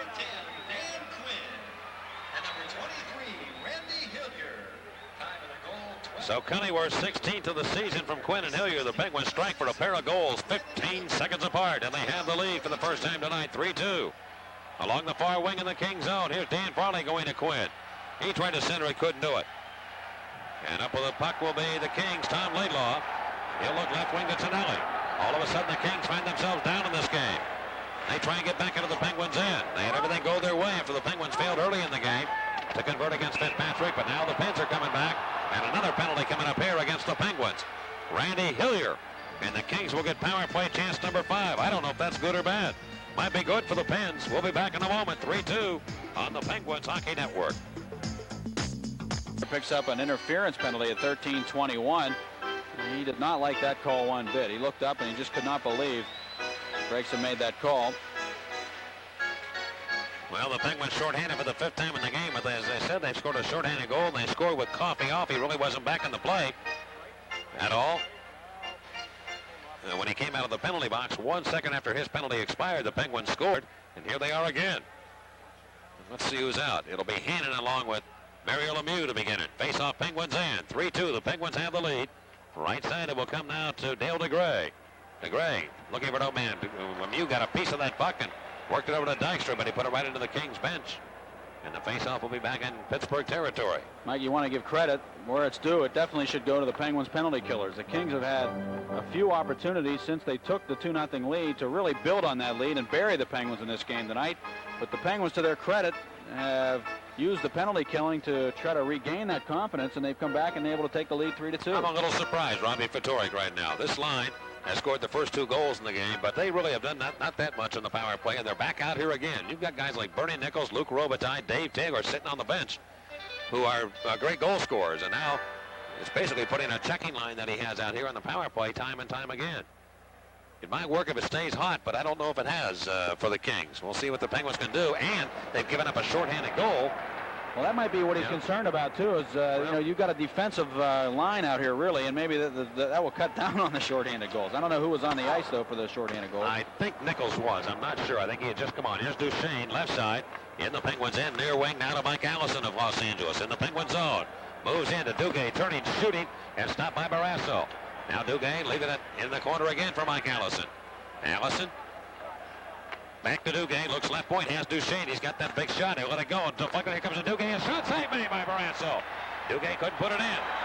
Off the far wing, Dale DeGray, DeGray to Duguay, shooting again and misfiring. Behind the net, Bob Carpenter. Kings working hard, the net's dislodged off the moorings. Terry Gregson calls for a face-off in Penguin ice. And that might have been a break for the Pens there, too. Ronnie Duguay, you can't deny he's working, boy. He is really putting out. This line has been, they really have worked hard. But my only question was, on a, you know, for natural talent and putting the puck in, you might want to go with your bigger guns, and now I think they will. I think it's interesting, too. You know, it's almost like you'd like to back off and let those guys work the puck around, because they're probably more prone to make a mistake doing that than they are if they're banging around in there in the corners and working the puck that way and just trying to muscle their way to the net. If you back off and let them try to be fancy, they might just dig themselves a hole because they just don't have the skills. Of course, we tend to underestimate Bobby Carpenter a little bit. He did score 53 goals one season, and he can put the puck in the net. He hasn't been as productive in the last couple of years, but he has the ability. Well, now Nichols is on with Robitaille and Dave Taylor, and the point men will be Crossman and Wayne McBean. The Penguins have Hannon on the ice with Phil Bourque, and Hannon wins an important face-off there. Jimmy Johnson blasted away. It was a minute 1 to go. Let's see how long it takes the Kings to get back into Penguin ice. 5:29 to go in the second period. 3-2, the Penguins lead. Wayne McBean almost stumbled and lost the puck, but he does drive it up the left wing to Doug Crossman. Crossman now back to Robitaille. It took 21 seconds for the Kings to get back into Penguin territory. That's how important those spaces are. Steal by Hannon. He's trying to get a goal against McBean. 2-on-1. He's got Bourque trailing. Hannon's going to shoot it. Fitzpatrick will make the save and hold it right there. Again, another short-handed chance for the Pens. Boy, Bourque had a lot of room coming down that slot, too. Davey elected to try and overpower the goaltender, Mark Fitzpatrick. That catch him in the shoulder the way he's favoring that right arm. I'm not sure where. No, it was down low. He got his left pad on it, and he covered it up. And Luke Robitaille came by and smashed his stick over the goal cage, as he's the guy who gave it away. Upset with himself. Bang, he broke it in half and went over and got a new one. Now, Davey Hannon won the face-off and then came back with a short-handed chance. 29 to go in the penalty to Randy Hillier, Penguin defenseman. Penguins win this draw, too, off to Mario Lemieux. Lemieux shoots it back towards his own line. Well, Lemieux has outpaced the way here for the Pens here in the second period in their comeback. They trailed 3-0 against New Jersey the other night and came back to tie that game 4-4. Now they slam it back into the bench area from the Penguin zone. The face-off will be brought back to the left of goaltender Tom Barrasso. With 16 seconds to go in the Penguin penalty and 4:55 left in the period. Lemieux, Erie, and Cunneyworth scoring for the Pens. Two of those, Erie's and Cunneyworth's, 15 seconds apart. Gonna look at Zarley Zalapski a minute ago. Zarley really having an outstanding little stretch right now. He has points in 8 of his last 9, 11 points during that stretch, 2 goals, 9 assists for 11 points. He's coming on, no question about it.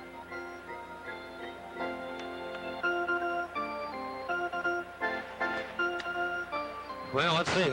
Hannon's going to come back on and handle the faceoff. Why not? He's been the man that's been able to do it for the Pens here. He's in against Krushelnyski. Right wing circle, Penguin zone. And Davey again wins the faceoff. It'll go to Jimmy Johnson. Back behind the net. Remember those plays. They're big, really, in a hockey game. Even though it's only the second period, but that really, in effect, kills the penalty. 5 seconds to go. Kings have a final rush in. Late pass to Krushelnyski, and he is offside at the Penguin line as he is hit by Chris Dahlquist. Mike, we talked before this game about the fact that the Penguins have had tough times in the second period for several games, and the Kings have outscored their opponents in the second period, but things turning around a little bit in this one. The Penguins seemed to go flat in the first period after the Kings took the lead, and it really took them until they killed some penalties and got their confidence back, and in the second period that first goal seemed to turn things around for them, and they played extremely well here in the second period. Dennis Savard scores at Chicago, and the Hawks lead the Whalers 1-0 first period. No score Buffalo and Winnipeg, and no score in the second period the Islanders and Rangers on the U.S. Air scoreboard. Here 3-2 the Penguins lead, and they work it up into the Penguins zone. The Kings do. The Kings have outshot the Penguins 21-19 in the game. Penguins again moving to center red. Pass coming from McSorley off his stick, and Jimmy Johnson hauls it in. Penguin defenseman leave it inside the Kings line, and Marty McSorley will get command of it. Both clubs at equal strength, so the Kings are now 0 for 5 on the power play. Here's McSorley. The one that helped turn this game around for the Penguins was the shorthanded goal by Mario Lemieux at the 1:10 mark of this period. On the move, the Kings again. McSorley tied up in his own blue line and worked it off a stick and right up into the penalty box area. We'll be back in a moment. 3:57 left in the second period. Hope you're enjoying this one. 3-2, the Penguins lead. Also will join us. We will simulcast that game also. Here it's 3-2 Pittsburgh against the Kings without Wayne Gretzky, I might add. Here's Hillier right side. Giving the puck to Cullen. And what are we going to get here? Minor penalties coming up. Loney and McSorley. Where is it, McSorley? No, it's Ken Baumgartner for the Kings. I think we'll have coincidental minors handed out. And while they're ushered over to the penalty box, that'll give us a chance to move out of here very quickly. Penguins by 1, 3-2 on the Penguins Hockey Network. Only of the Penguins, Baumgartner of Los Angeles, 2 each for high sticky. John Cullen comes out. I think this is his first shift here in the second period, Paul. Cullen out with Bork and Jay Caulfield. Right point Kings in. It comes to Randy Hillier. He drills it in behind the Los Angeles net. Fitzpatrick will hold it up for Doug Crossman. Swing it ahead. Well, the Kings have Carpenter, Allison, and Duguay on the ice again. On the move, it'll be Dale DeGray. Long slap shot, he beat Barrasso, and the Kings have tied the game at 3. A long slap shot by Dale DeGray, and the Los Angeles Kings have tied the game at 3. Well, just like that, Los Angeles right back to equalize the contest. 16:31 will be the time of the goal. Was from outside the blue line, and just a knuckleball type of shot that got by Tommy, and it makes it 3-3. Barrasso didn't seem to be able to find that puck right away. When the puck is flipping like that, it's really hard to get a beat on it. And it was coming at him. You're right, Mike. It was a knuckleball, and it was weird the way he tried to stop the puck. He brought his glove down to try to catch it. Normally, a goaltender will bring it up from the waist. And there was no way he was going to catch the puck doing that, and it went into the net. So DeGray scores from about 70 feet away. Here's Duguay and the Penguins in, trying to cut in. Can't get a shot off. He goes behind the net. Duguay skating well. Off the near wing, swing it over to the right side, and DeGray has it again. His slap shot. That's gloved by Barrasso, knocks it down. And Barberi of the Pens goes to Robbie Brown. Just flipped it back to center ice. Lemieux, Brown, and Barberi again reunited. Billy Searin of Pittsburgh coming to the Kings line. Less than 3 minutes to go in the second period. It's a tie hockey game. Pittsburgh 3, Los Angeles 3. Now Lemieux in the right wing boards. The Kings get it over now to Zalewski. Right side to Hillier, shooting, and he missed the net. Off the left point, Zalewski. We've got a hurt player down. Lemieux checking on Dale DeGray. DeGray collided with Mario Lemieux, and apparently he's going to be all right. We've got 2:42 to go in the period. It is 3-3, the Penguins and the Kings on the Penguins Hockey Network.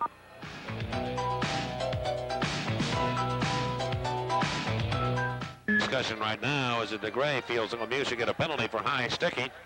And he just is skating around. Taki was hit by Lemieux. And no call is going to be issued here by the referee, Terry Gregson. Lemieux went to him to see if he was all right away. Lemieux says something now to the center iceman he'll work against.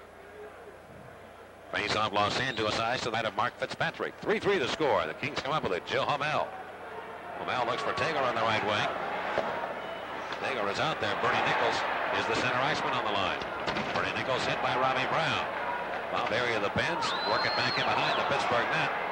And Paul Coffey has control of it. He and Randy Hillier are teamed up defensively. Coffey's pass out to center. Nichols can't find it. Lemieux does. Lemieux into the King zone. Cut off by Laidlaw. Mariel trying to move in behind the net. Laidlaw does take possession of the puck and taps it up the left wing now to Bernie Nichols. Nichols going to the Penguins end. Robitaille not playing on the left wing of this line right now. Hamel is. Hillier clears the slot area from the Penguins end, but not out. Put behind the net, Coffey, and around the boards and off the glass and up into the seats. With a minute 57 to go here in the second period. Now Robbie Brown involved here once again with the Kings. Well, Dale DeGray scoring the tying goal for Mike Allison at 16:31. And for DeGray on the season, that was his 5th goal. Scoring here in this period, the Penguins trail 2-0 coming in. Mario Lemieux is shorthanded goal. Barberi is 10th. To tie, Cunneyworth gave the Penguins a lead, but DeGray in a long-range slap shot from 70 feet outside the blue line, beating Barrasso to tie the game at 3. And that's where we are at the moment. Buffalo and Winnipeg still scoreless first period. Edmonton now jumps ahead of Toronto 5-1. Yari Curry's 22nd of the year. Mike Kruzhelnicki out at center with Barney McSorley on right wing and John Tonelli on the left side. Face off Penguins end. Right wing, or the circle to the right of Tom Barrasso. Dave Hannon on for the Penguins to handle the face-off.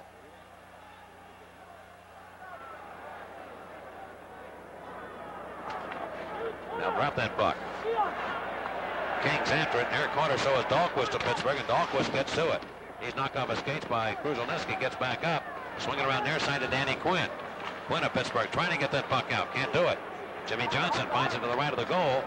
Penguin blue liner working around the boards, but not out. Right point kept in by the Kings. They fire it towards the net, blocked in front. Right now the Penguins are a little confused, and Quinn, they've got a hand pass called here against the Penguins as they directed it ahead to Dan Quinn.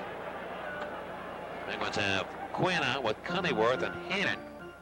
Penalties have expired to Loney and Baumgartner. They're back on with a minute 33 to go in the period. Well, Tonelli had a great National Hockey League career. Started with the Islanders. Who could forget that game-winning goal he had in the playoff series against the Penguins to eliminate them 3-2. And then moved on to Calgary, and now in a Los Angeles Kings uniform.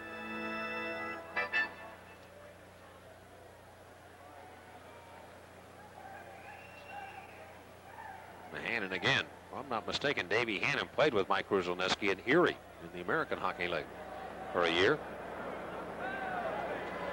Quinn jumped the gun too soon, but they let it happen anyway, and the Penguins win the faceoff. Hannon's had great success on faceoffs here in this period. Outlet pass comes out of the zone. Back to center. Wayne McBean gave it away to Billy Sheeran in return. Got it over to Dave Hannon. Hannon turns, looks for room, and just pushes the puck back into the Kings in. So they've got Quinn on the right wing, Hannon at center. Now Frawley's going to come out, and Quinn will move to center. Wayne McBean, a minute 10 to go in the period.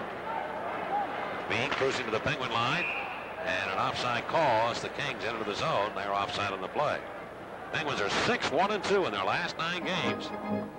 Boy, it's hard to believe. As well as the Pens are playing, the Washington Capitals have just been on a red-hot tear. The only team that's beaten the Capitals in the last 15 games, the Pittsburgh Penguins, not once but twice. That's the only 2 games they've lost. They're tied with the Penguins with 34 points apiece. The Rangers, Penguins, and the Caps in the Patrick Division. Ronnie Duguay, who owns a home just south of Los Angeles, has for a few years. Moving to Los Angeles, got him right there with his family all year round. Now on the near side, here's Tim Waters, number 5 for the Kings. Working up in behind the Penguin net after the face-off outside of the Penguin line. Chopped around to the near boards, and after Bob Airy of Pittsburgh, can't clear, and it's Waters left point shooting a weak shot. It bounces in and is stopped by Barrasso as Duguay is in front. Trying to get to that loose puck. Well, Ronnie really going to the net tonight. And we have another face-off in Penguin ice, this time to the right of Tom Barrasso. Dirk Graham scores for the Hawks. Kevin Anine for the Whalers. 2-1 now, first period. Chicago leads Hartford. The Islanders trailing the Rangers now 2-1. Randy Wood scored the opening goal in the second period for the Isles, but Ogrodnik back in action, and Brian Mullen giving the Rangers a 2-1 lead. Here, 3-3, the Penguins and the Kings. Carpenter winning the faceoff mainly from Hannon this time. Left side to Waters. He'll wrist one, a little miss in the net. Off the right wing boards, Bob Carpenter going down to Laidlaw, but he can't make a play, and the Penguins get it back to center. It'll be called back on a two-line pass. Grodnik scoring just his third goal of the year for the Rangers, and Brian Mullen, I think that says 16th, 15th or 16th. In the first, Chicago 2, Hartford 1. In the first, Buffalo and Winnipeg scoreless. In the second period, Bernie Nichols now will handle the face-off for the Kings. They pull off Alice's line. Hannon, Lemieux, and Bork, the trio out. Face off top of the circle, Penguin zone, where that two-line pass originated. Penguins win the face-off again, and Dahlquist slams it back to center end. Laidlaw of Los Angeles gave it away to Bork. He had Lemieux wide open. It comes to get it though. Lemieux back into the Kings end. Drop pass to Hannon on one eye. Shoots, scores! The Penguins have taken the lead, 4-3. I don't know if Bork deflected it in at the last second or not, but the Penguins have the lead. 4-3. Oh, hallelujah, Hollywood. I'm not sure if Bork touched the puck or not, but Hannon on one leg fired it. Lemieux set him up.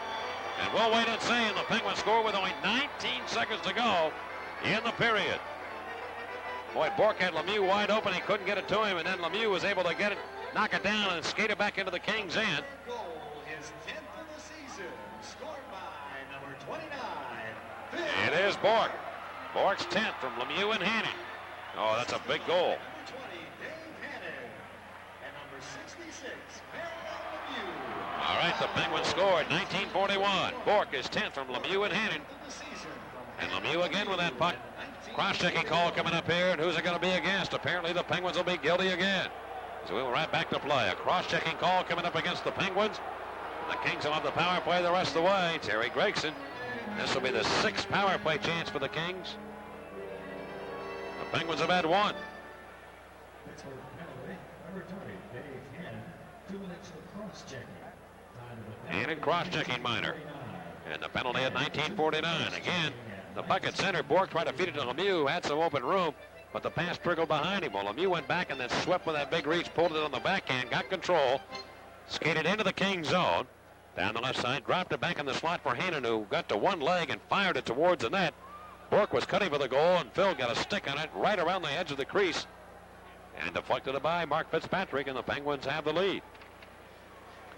Lemieux wins this draw, shorthanded for the Penguins. They bounce it up into the Kings zone. You know, the Kings who won a big first period, but watch Penguins come back and regain the lead. Now with 1 second to go, and the period ends. Big period of hockey for the Pittsburgh Penguins. They've come back now through 2, and they lead the Kings 4-3 right here on the Penguins Hockey Network.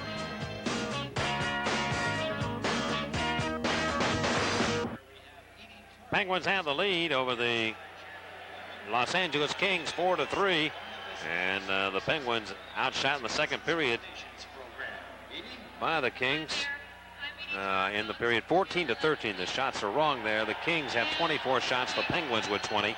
The 2 period totals, the Kings with 10 in the first, 14 in the second. The Penguins with 7 in the first and 13 in period number 2. Lemieux, the goal scoring to start it off in the period, is 29 from Bob Erie.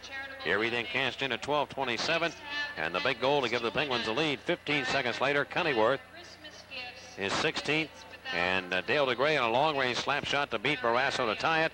The goal with only 19 seconds to go in the period by Phil Bork, number 10 from Dave Hannon and Mario Lemieux. We'll be back with more here from the Civic Arena in Pittsburgh in just a moment. 4-3, the Penguins lead on the Penguins Hockey Network.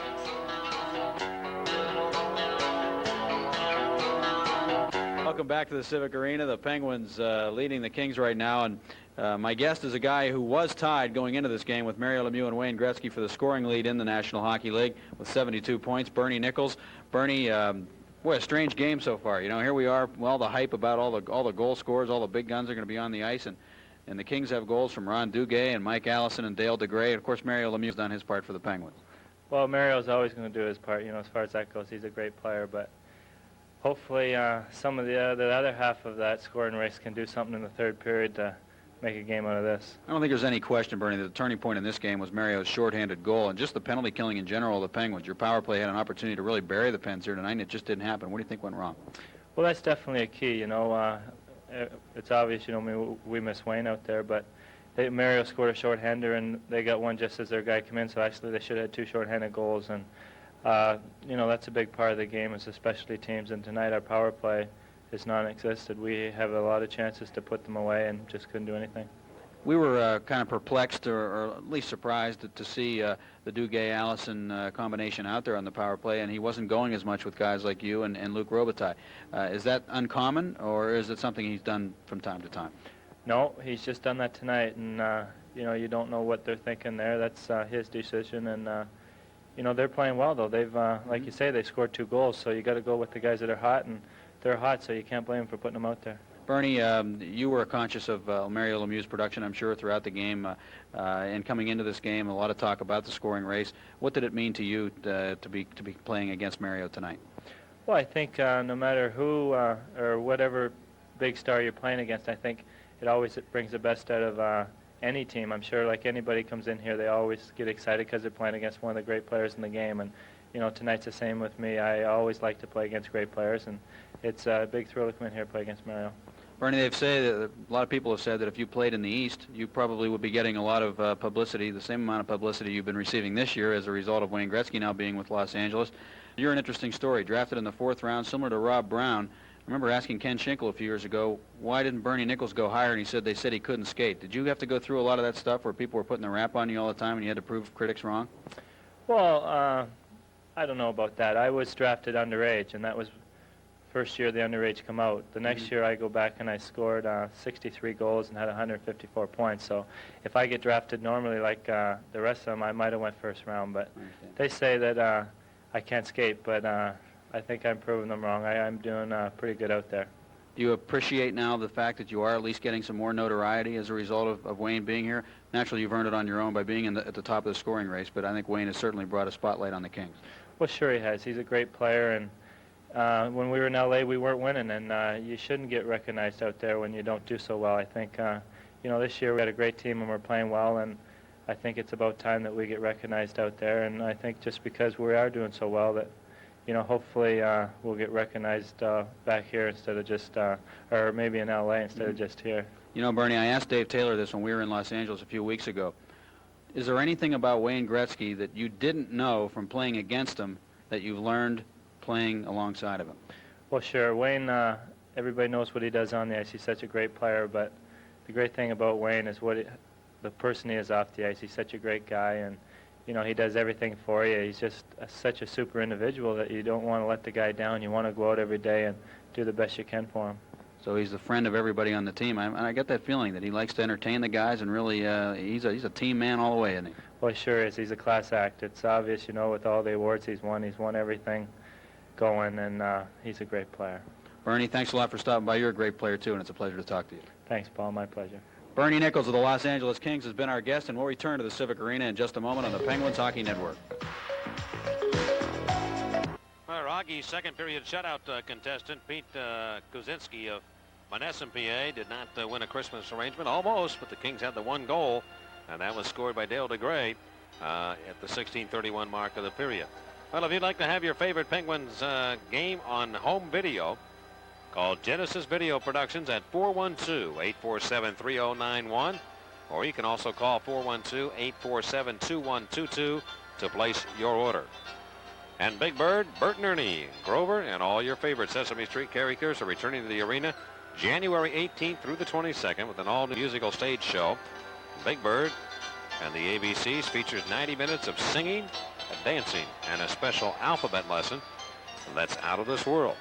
Tickets available at all choice seat outlets. Also coming to the arena, once again, the Penguin Booster Club has teamed up with the Marine Corps reserves for the Toys for Tots drive on Saturday the 17th.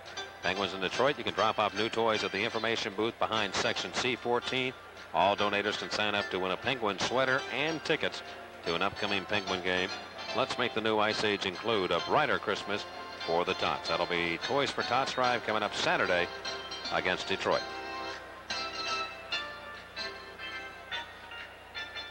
We are at the Civic Arena where the Penguins have the lead over the Los Angeles Kings 4-3. Penguins had to rally to get a tie against New Jersey on Saturday night, and they did just that. Now they've got the lead against the Kings, but a reminder, they will be short-handed for 1 minute and 49 seconds when we start period number 3. And we'll be back with that in just a moment. Penguins by 1 on the Pittsburgh Penguins Hockey Network. Penguins, again, to remind you, will be in New York tomorrow night against the Islanders. And the Islanders playing right now at Madison Square Garden. That game in the second period with the Rangers leading 2-1. I think the Islanders now have lost 10 straight. And the Penguins will invade the Nassau County Coliseum where they lost. The last time the Islanders won a game was against the Penguins.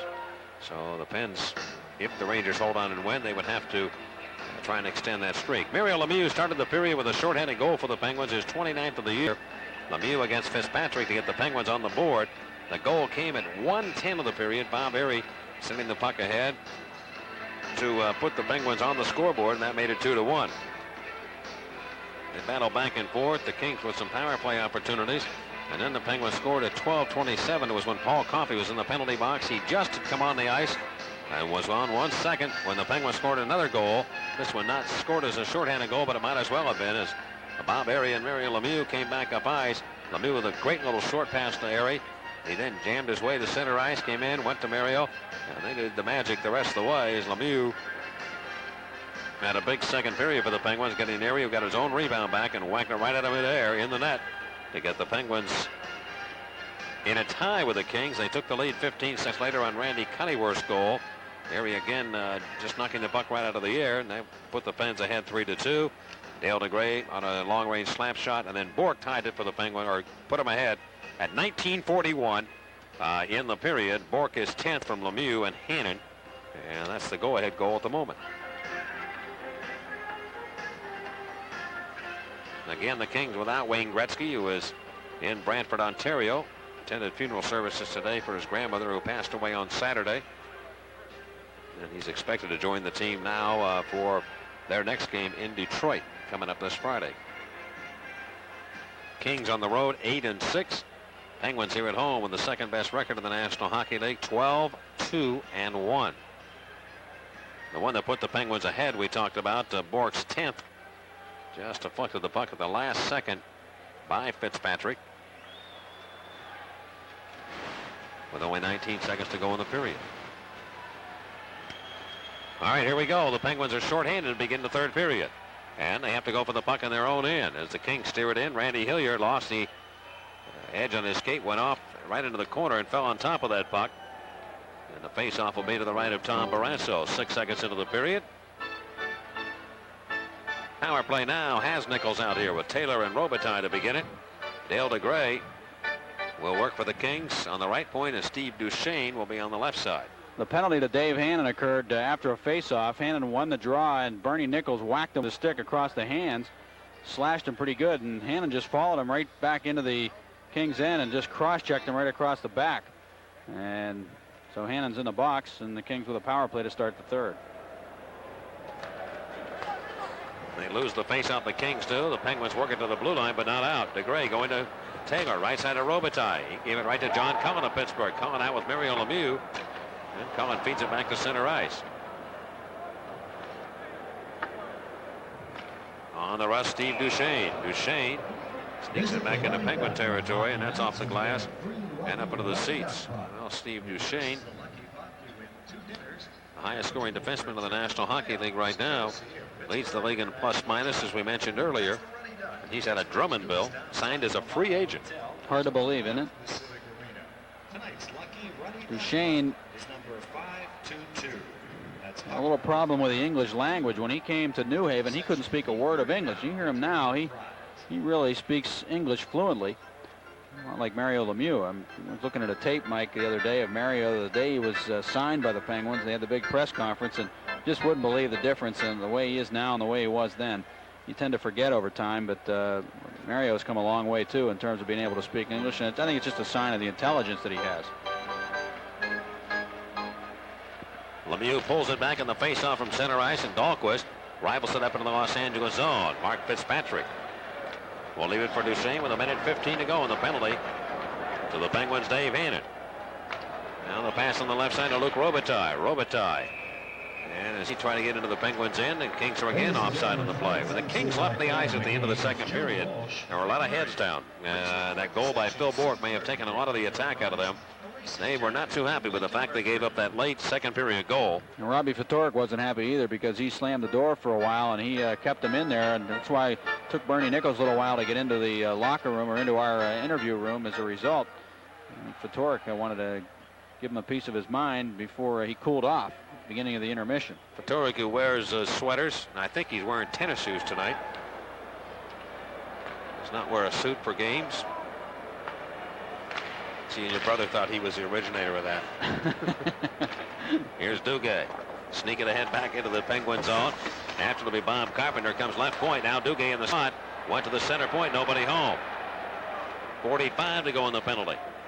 And the Kings again from center ice. Bob Carpenter looking for Mike Allison. Allison hit along the boards by Randy Hillier. Tapped around behind the Penguin net. And Dahlquist able to clear the zone to take the heat out of a hot kitchen. This is power play chance number 6 for the Los Angeles Kings. They're 0 for 5. In fact, the Penguins have a shorthanded goal. Allison guns his way to the Penguin zone, wearing number 10 in the dark black uniforms with a white and silver trim. Allison right wing corner, still stick handling. Dykstra comes after him. It gets given out of Duguay. Now the right point, back to Carpenter. He goes center point to McBean, back to Carpenter near boards. 8 seconds on the penalty. To McBean, right point moves in. His shot deflected. Barrasso makes that save. The rebound. Shot right up Barrasso's right pad. And picked up by Bourque. And Lemieux without a stick. And it's cleared to center, and Hannon is on. So the Penguins have killed the penalty. Lemieux's going to come off. Dan Quinn will step over. Now lifted by the Pens into Los Angeles ice. We've played 2 minutes here in period number 3. 4-3. The Penguins have the lead.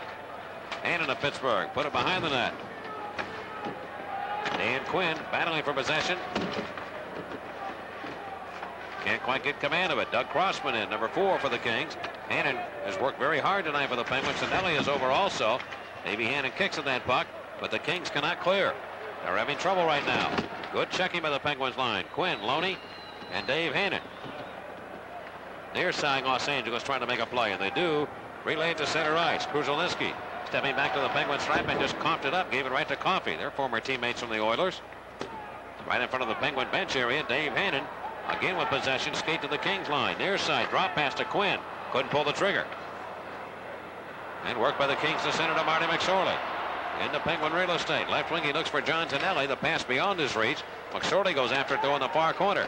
Now Tonelli and digging against Dan Quinn. That's what he does best, Tonelli. Copies over. McSorley gets in with an elbow in the back. Off the far boards. Troy Loney can't clear. Left point shot by Waters to the Penguin goal. And that's stopped. We have 16:50 to go. In the third period, 4-3, the Penguins lead on the Penguins Hockey Network.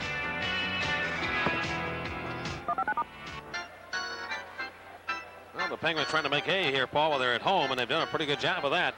They've got some tough road games coming up next week. The Penguins are 7-2. Robitaille and the Penguins in trying to push it into the net, and he can't do it. To buck it aside and back to center. The Penguins are 7-2-1 in their last 10 at home. With the puck will be Bernie Nichols. He'll slide the puck to the Penguin right wing corner. It's Arlie Zalapski. He's out defensively with Billy Sear, and John Cullen's back on. He, Caulfield, and Bourque work. And here's Bourque carrying the mail. Deliver a pass left side of the Kings in. Off to Cullen. Cullen looks. Went back into the corner. There's nobody home. Fitzpatrick will leave it for Kim Baumgartner. Baumgartner, the Kings defenseman. Push it up ahead to Bernie Nichols. Nichols looking for a trailing Steve Duchesne. Duchesne cuts back down deep into the Penguin left wing corner. Mario Lemieux has regained the NHL scoring lead here tonight. Bernie Nichols on for the Kings has been held scoreless so far. Nichols right point, though, when the Penguins in. Flip it towards the slot area. Broken up by Zalapski. Zarley's knocked off his skates, but he plays it back to the Kings line. Steve Duchesne rifles it right back into Penguin ice. In his own zone, Billy Searing. And that's going to be an icing call. All the way up into the King zone. He dumped the puck. We have icing called against the Penguins with 15:37 to go here in this period. Well, the Penguins trailed 2-0 at the end of one. Led 4-3 at the end of two. Mario Lemieux now with 75 points on the year, a couple of assists and a goal. And of course, Gretzky idle tonight, not playing. Bernie Nichols again without a point. Robbie Brown has been held scoreless so far. Robbie Brown has run into some tough times lately. For him, 1 goal in his last 5 games. He hasn't been shooting the puck as much either. He's got 7 shots in his last 5 games. Not counting here tonight. I don't know if he has any shots here tonight.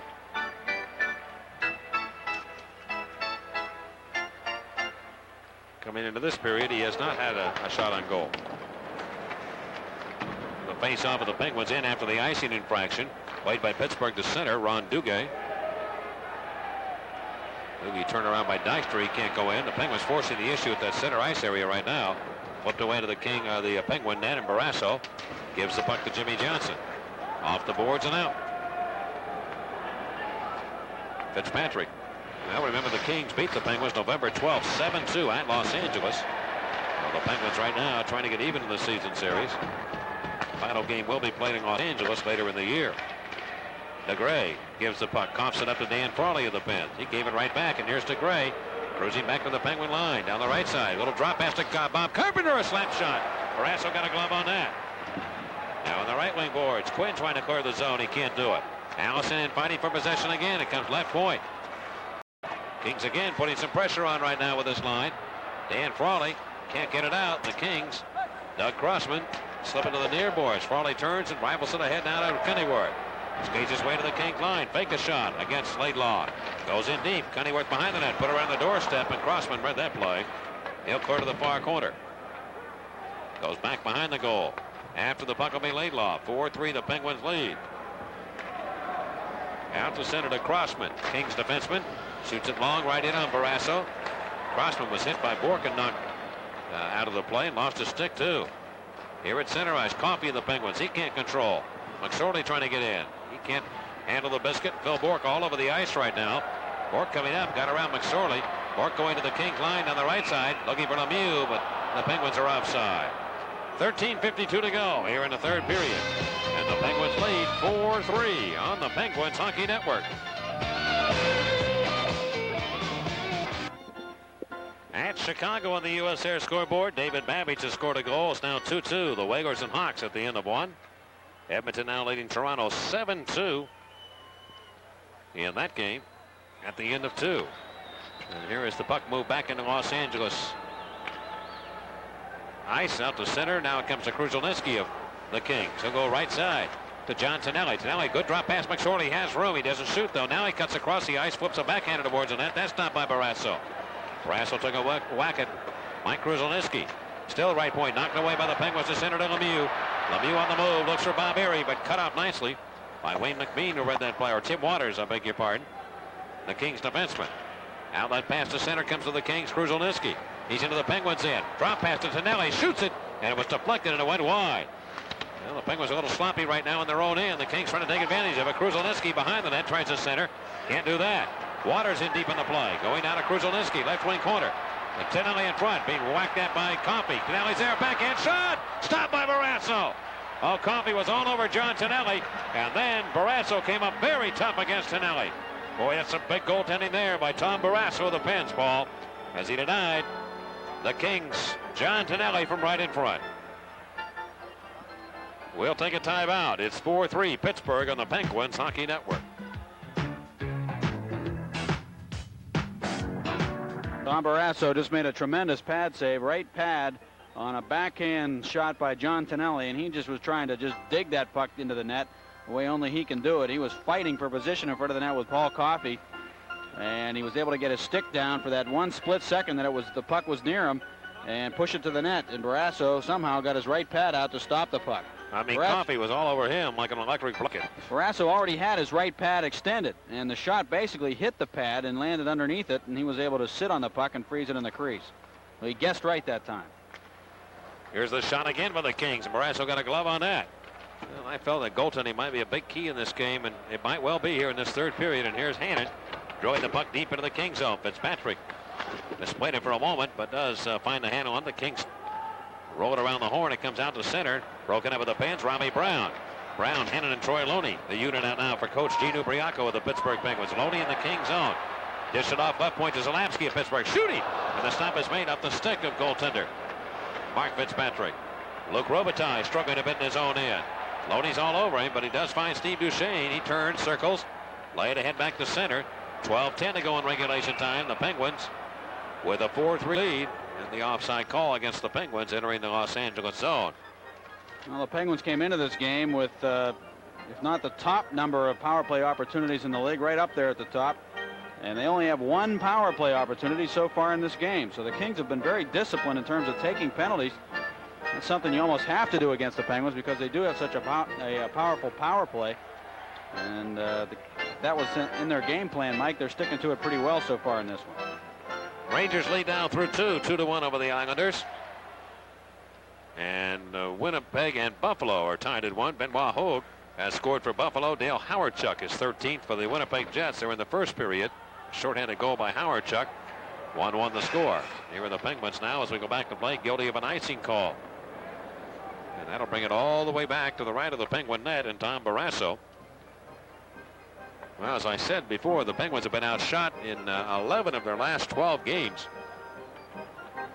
And this is no exception here tonight either. The opposition, the Kings, have outshot the Penguins 31-21 after the Penguins had an early 6-2 advantage. Los Angeles has had the better of it in the shots. And I think the power play would have something to do with that. The Kings with 6 power play opportunities in this game, so they've had more chances to get shots on net. And just to give you that number, the Penguins have had 198 power play opportunities so far this season, by far the most in the league, and only one here tonight. And I got to be fair about it. I haven't seen any situations where the Kings would be shorthanded, with the exception of the penalty that they got. And even that was for holding. And even that was a case of Mario Lemieux maybe embellishing it a little bit. Bobby Carpenter, first player to go to high school. I think the second player from high school to go. Might have been Barrasso and or Phil Housley. Trying to think which one was there first. It might have been Housley. We've got to play again, coming back to the Kings line, an offside call. I think I can answer that question for you in Thank about you. 1 second. The computer's not working on all cylinders. Housley went in 82, Barrasso in 83. All right. So you were right, Mike. That gives me an opportunity to talk about all the people that the Kings could have had if they hadn't traded away their draft choices, like Reggie Leach, Mario Tremblay, Steve Shutt, Raymond Bourque, Phil Housley, and Tom Barrasso, not to mention Eddie Olczyk. And of course, now they've traded away Carson and Martin Jelena, but they got Wayne Gretzky in return. And the Kings have control of the puck from outside their own blue line. It goes to Ron Duguay. 4-3 the Penguins lead with 11.5 to go. Sellout crowd on hand here tonight to see this one. They had expected to see Wayne Gretzky of the Kings, but now here's Duguay shooting the puck, blocked in the Penguins end, and hurt on the play. In front is Jimmy Johnson, the Penguin defenseman. Well, that hard shot by Duguay caught Jimmy Johnson. He's down on his knees. We'll return in a moment. 4-3, the Penguins lead by 1 over Los Angeles here on the Penguins Hockey Network.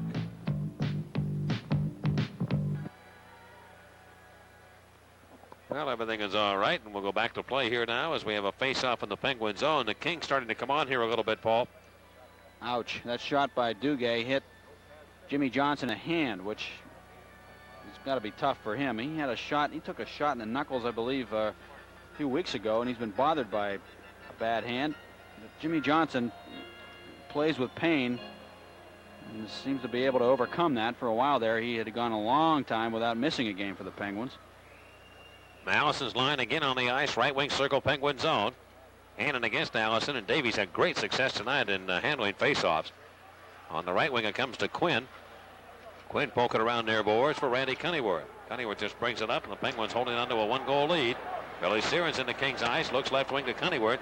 He couldn't get it to him. He goes all the way around to the right wing corner to chase it down. Now feed it to Dan Quinn. Frawley is back on the ice for the Penguins. Los Angeles has command of the puck. They sneak it up to Duguay at center ice. He can't make a play. Billy Sear broke up the attack.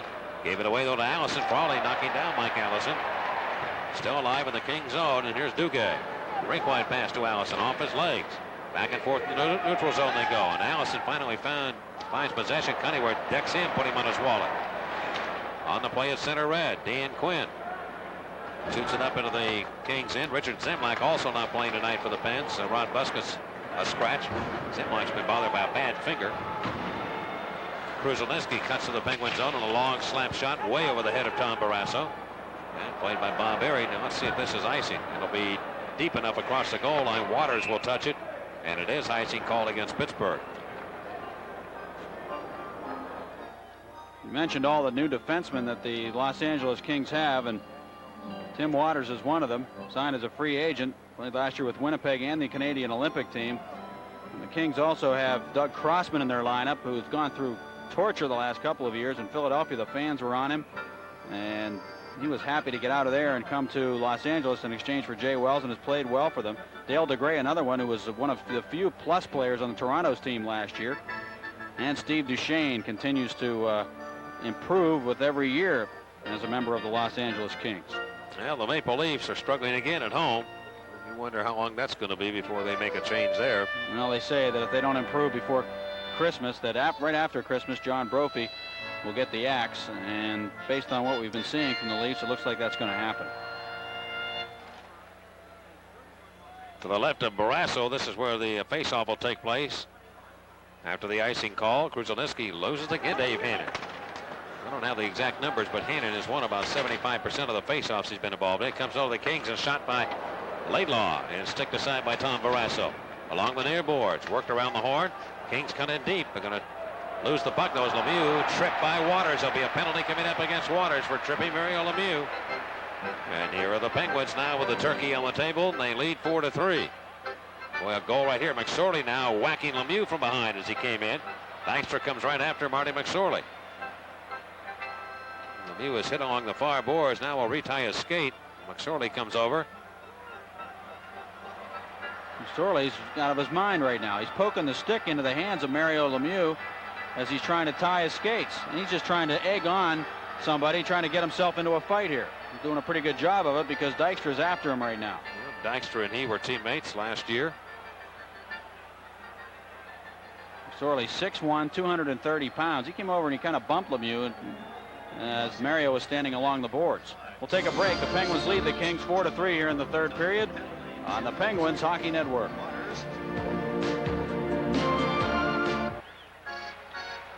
Penalty goes to Tim Waters, the defenseman for the Los Angeles Kings. 10:02 the time. Tripping the call. Penguins on a power play. Their second chance. And Quinn and Brown work on either side of Mario Lemieux. The point men will be Paul Coffey and Phil Bourque. Joe Urban of Glassport, Pennsylvania, our contestant on the Stroh's power play contest. Quinn rushes up ice. Danny Quinn. Flipping on the play into the left wing corner of the Kings zone. After the puck, Steve Duchesne, and he has an easy time of it, breaking it up. Remember, the Kings have 11 shorthanded goals, and Bernie Nichols has 4 of those for the Kings. Paul Coffey rips it back into Kings ice around the right wing boards. 4-3. The Penguins have the lead. Looking for an insurance goal here. Right behind the net. Robbie Brown digs for it. Now Dan Quinn also, but they can't get possession. The Kings again get command of it, and they flip it the length of the ice. Coffey's going to wind it up. Penguin defenseman comes up, turns it over near side to Bourque. Kicks at that puck. Bourque comes to center red. He'll blast it in. Fitzpatrick can't cut it off. Duchesne around the boards. Stopped nicely by Robbie Brown, but as he tried to go to the net, he lost it. And the Kings again feed to center circle. Coffey back, turned around by Bernie Nichols. Looks for an open man. Coffey can't make the first play, but he'll find Lemieux now. Mario at center. Going to the Kings blue line. 1-on-3 down the right side. Pulls up at the right point. Drop pass to Coffey. It wasn't hard enough, and Coffey didn't have a chance to handle that one. And cleared by the Kings to center again. Zalapsky right side to Robbie Brown. Back to Coffey with 34 to go in the penalty.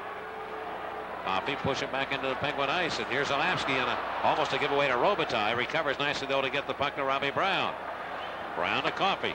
Into Los Angeles ice, right wing pass to John Cullen. Cullen plays it off the sideboards. Around it comes all the way near wing to Robbie Brown. Brown, Penguins have not had a shot on goal here in this power play, not even close to it. And along the near side, taken away by the Kings. They come back 3-on-2, short-handed. Tonelli going far side. It comes back to him now. John Tonelli. The Penguins regroup and get back. Tonelli's drop pass, not there. 1 second to go on the Waters penalty, and the Penguins did not do anything at all in that power play chance. The Kings have killed it. Waters is back on. Penguins are 0 for 2. Penguins lead 4-3. 7:48 to go here in the third. Pushing the attack of the Penguins in will be Luke Robitaille. Drop pass to Dale DeGray. He overskated the play. The Penguins should counterattack, and they will. 3-on-3. John Cullen of Pittsburgh. Moving in around the Kings' goal. Knocked down by Fitzpatrick, the Kings netminder. He'll play it around to the far corner. Hannon gets it, though, to Cunneyworth. Cunneyworth trying to cut in. He's turned around. Here comes to Dykstra, left point. Dykstra moving in behind the net for Dave Hannon. He's had a strong game for the Penguins. Now to Cunneyworth. Cunneyworth back for Hannon. The pass too hard. Fitzpatrick steers it around near boards, and Ron Duguay will lead the attack back for the Los Angeles Kings with 7:13. Boy, Doogie looks stronger than he's ever looked to me right now. He's just flying out there. His pass over the slot stopped. The Penguins give it away. They got a man around the net. Carpenter cuts in and he put the shot on. Barrasso stops him. Right in front. Tom Barrasso stopping Bobby Carpenter. We have 7:01 to go in the third. The Penguins 4, the Kings 3 on the Penguins Hockey Network.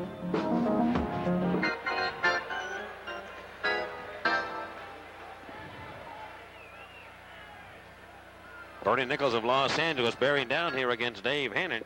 Boy, Gino Brianco has used Hannon in big situations this whole game. This face-off again controlled by Pittsburgh. And Phil Bourque out of his own territory comes to center. He'll shoot that puck in behind the Los Angeles net. Fitzpatrick wearing number 29, the Los Angeles goaltender. Right wing pass to Dave Taylor. Taylor could not clear, but finally gets another crack at it. Goes to the blue line. Out. Caulfield of Pittsburgh turning, gave it right to Dave Taylor. Caulfield whacking to Taylor. Left wing, it comes to Nichols. Into the Penguins in. A backhand shot. Blocking glove save made by Barrasso. The rebound out to Dale DeGray. He shoots it, just missing. And Billy Sierra knocked down Bernie Nichols in front of that net. Dan Quinn pokes it back through traffic to the Kings line. Dale DeGray. DeGray seems to fit right in with this Los Angeles team. Boy, right-handed shooting defensemen are at a premium early in DeGray. Now a shot from the left point. That's stopped. It comes off to Bob Erie. Erie of Pittsburgh trying to settle it down. Dahlquist. And they'll give it to him now. Dahlquist comes to his own blue line. Where's he going to shoot that puck? It's going to be an icing call. Dahlquist shot that puck up from his own blue line. I figured that one out what he was trying to do. I don't think he was trying to headman the puck either. Well, we're down now to 6:02 to go in the third period. Penguins are literally protecting a one-goal lead right here, leading 4-3, and just dumping it in every opportunity they get, and trying to play disciplined hockey in their own end. And really, they've been doing that. They've been keeping the shots out to the outside. I mean, really haven't had any chances in the slot area, with the exception of the chance Tonelli had earlier, and he earned that one. But for most of this third period, the Penguins have done a good job defensively. Kings have outshot the Penguins here in the third period 10-1. 10-1, but they've not been able to score. Mike Krushelnyski. They haven't even tried to generate any offense, it doesn't seem to me, and that's why they only have one shot on goal. And then the power play certainly came up empty. On this faceoff, McSorley pulled the trigger, but he missed the net. Lemieux behind the goal, and it hops on the meshing. They'll hold it right there.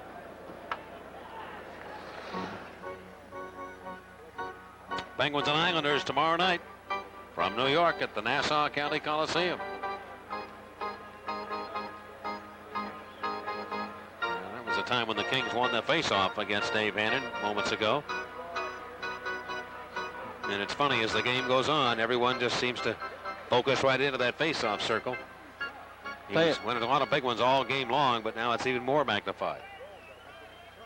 Krushelnyski and Hannon were teammates with the Erie Blades back in the early 80s. Pulled back to the center point area. The Kings have it again. They flip it to the backhand towards the net. Barrasso's going to glove it one more time. Well, we're getting a lesson in faceoffs here, to say the least. Kings are 12-4-1 at home at the Forum in Los Angeles, which is now called the Great Western Forum. We can't call it the Fabulous Forum anymore.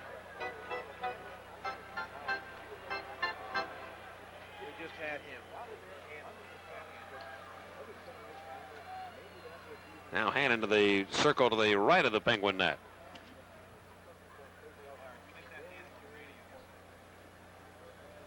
Waters and Laidlaw are the two Kings defensemen. The Penguins coming back with Dykstra and Jimmy Johnson, so Johnson's all right.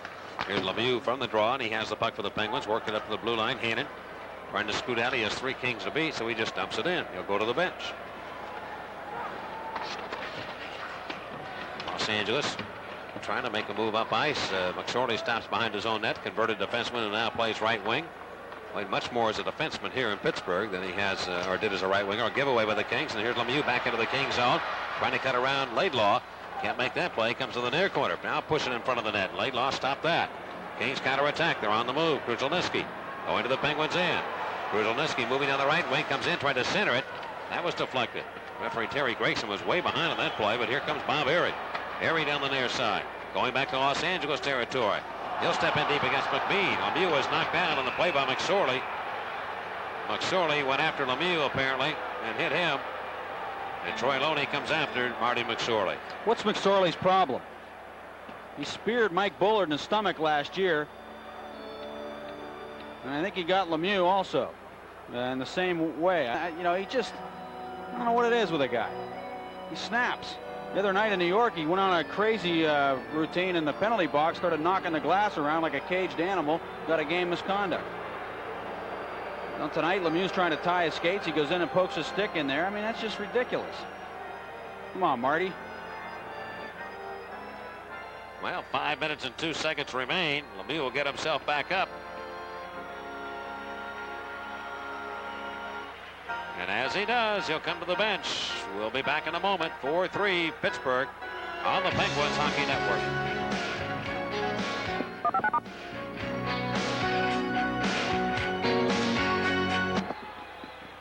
Well, we're not even sure if McSorley was involved with Lemieux, to be honest about it. I didn't see the play, and Lemieux went down, and the referee, Terry Gregson, the linesman, not offering any help at all, so there'll be no penalties, and we go back to action. And McSorley goes to the bench. Zalapski with the puck. Now relay it ahead to Phil Bourque. He comes into the King zone. Drop pass to Dan Quinn. A slip shot. The save is made. The rebound cleared by Baumgartner. Baumgartner skates quickly back with less than 5 minutes to go in regulation time. The Penguins have a 4-3 lead, and here's Caulfield ramming one of the Kings. Now Baumgartner. And what happened to Caulfield? Does he hit Baumgartner? And then Baumgartner dropped his gloves. Went after Caulfield. That was a clean check, but not a lot of give those anymore in the National Hockey League. Baumgartner just turned around and suckered him, I think. And I think Caulfield's mouth is bleeding. Caulfield hit him with a clean check at center ice, but he just may have hit the wrong guy. Baumgartner's got a short fuse too. Clean check. Well, we're going to get penalty time, I think, dished out here. Probably both Baumgartner and Jay Caulfield.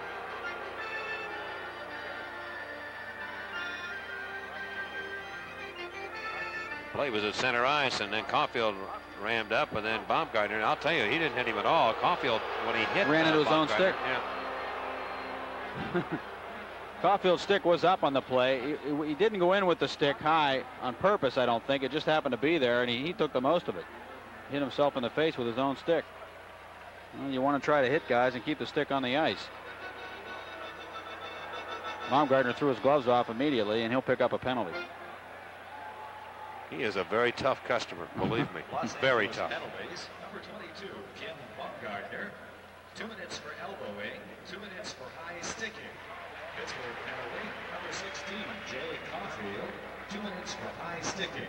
Time of penalties, 15:22. Well, that one's a little Baumgartner, 2 for elbowing, 2 for high sticking. Caulfield, 2 for high sticking. At 15:22. Well, to be fair about it, I mean, Caulfield was careless with the stick. I won't say that he went in there with the stick intentionally to get Baumgartner, but he was careless with it. He had it straight up in the air, and that's why he hit himself in the face with it. But Baumgartner got an elbowing call and a high sticking minor too. I don't know when he elbowed him. Anyway, gives the Penguins power play chance. I think Baumgartner probably should have just gotten like roughing or something. He threw his gloves off, so theoretically he tried to fight Caulfield. That's an important penalty because the game is on the line. 4-3, the Penguins lead. They've got a power play now with 4:38 to go in the third period. Let's see if they can convert here. Bernie Nichols of Los Angeles. Slowed by Lemieux, but he gets the puck to center ice, and Waters directs it up into Penguin ice. Zalapski back. He overskates the play. Duguay had it. He got hit in the face with a stick. Duguay got hit in the face. He's going to come on for the Los Angeles bench. Lemieux cutting back to the King zone to Billy Siren, who breaks in deep. Drop pass to Quinn. A shot. And that is stopped. Billy Siren working out here on the power play. Johnny Zalapski of Pittsburgh. Take it the right side over to Mario Lemieux. Lemieux push it left point to Billy Siren. Doesn't shoot it. Goes to Zalapski. The pass was too hard. And Bernie Nichols with 1:15 to go. Siren stops the play. Couldn't headman the puck to Mario. And the Kings whacking up the sideboards back to the Penguin line. Zalapski going to Mario Lemieux at the Kings blue line. He skates it down the near boards. Kruzhelnicki's after him. Put it behind the net to Dan Quinn. Robbie Brown's in front. Can't go that way. Instead he goes to Hillier, who plays on the power play here. Shot that puck deflected. Left point it comes to Coffey. Coffey back on the near boards to Mario Lemieux. Center point to Coffey. Drills it off target. Here's Brown running into Bernie Nichols. They collide. Steve Duchesne. Brown got the pucks. Feed into the net. Is stopped by the goaltender. Off to Coffey. Left point. Center point to Hillier. Drives it towards the goal and misfired. Hit the boards. Duchesne with 32 to go on the penalty. Lay it ahead. The Penguins lead 4-3 here in the third.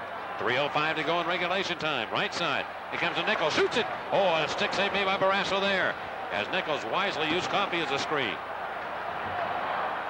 Coffey looks for an open man. Lemieux's up on the right wing. He goes to Brown instead. And the Penguins are offside. Lemieux offside as the puck came into the zone. And the Penguins are down to just 13 seconds to go in this power play chance. Gilles Hamel serving the minor penalty to Baumgartner. Mario shakes his head. I wasn't offside. Robbie Brown says the same thing when he comes to the bench to one of the Kings players. Well, a lot of talking going on out there right now. Kings trying to save the game right here and kill off this penalty. Give themselves a chance to tie it. Robbie Brown just muscled Bernie Nichols off the puck earlier on the power play and then worked it in front, but nobody was home to bang it home for Robbie. Penguins pretty much going with a defensive unit now with 13 seconds remaining on the penalty. And Hannon again wins another big face-off. Shot up into Los Angeles. Into their zone. And Fitzpatrick out of the net. He comes back in front. He got away with one there as the Kings snapping ahead back to center. Picked off by Jimmy Johnson of Pittsburgh. Winded up, blasted to the Kings net. Deflected off the stick of goaltender Fitzpatrick. Kings feed it around the far boards. Allison. Penalty is expired. The Kings are back now to equal strength. Still loose in Los Angeles ice. And from behind his own goal, Mike Allison. 2:20 to go. The Kings had a 2-0 lead in this game. The Penguins rallied. The lead 3-2. Watch the Kings tie it, and then they get the big goal late in the second period to 4-3. That by Phil Bourque, and that's the difference in the game right now. Hannon forced back to his own end. And the Penguin center iceman lays it off the sideboards down deep into Los Angeles ice with 2:03 to go in regulation time. Penguins trying to extend the unbeaten streak at home to 7. On the move, Los Angeles. They go to the Penguin stripe and a drop pass to nobody, and it comes all the way back to the neutral zone. Kings fire it in. You got to be thinking about Fitzpatrick coming off the ice now in an effort to get the tying goal. It won't happen for a while, but keep that thought in your mind. From behind the Pittsburgh net, Los Angeles.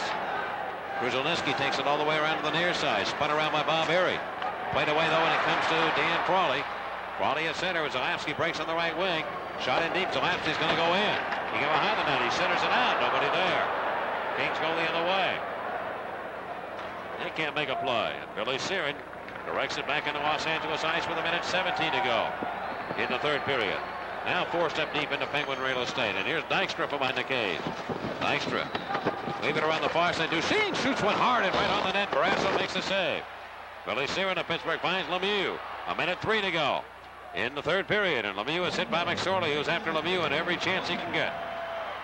Right point. Up with that puck will be Jim Johnson. Johnson sails it up into the Kings zone. 50 seconds to go. Bourque knocked down McSorley. Back on the move, the Los Angeles Kings come to center. Troy Loney of Pittsburgh. Turn around. Here's Fitzpatrick coming off. The Kings pull the goaltender. The extra attacker is on. They shoot it to the net from a bad angle. Barrasso made that save. Nichols is the extra attacker. Now Bourque collides. Lemieux's got the puck in an empty net. He's at center red. Lemieux shoots it. Is it in? Yes, it is. Mario Lemieux puts it in. And the Penguins have a 2-goal lead. Oh, great balls of fire.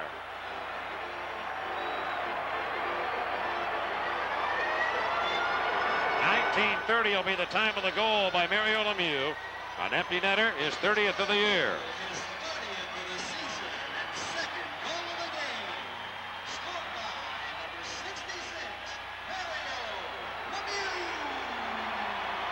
Lemieux shooting that puck from 90 feet.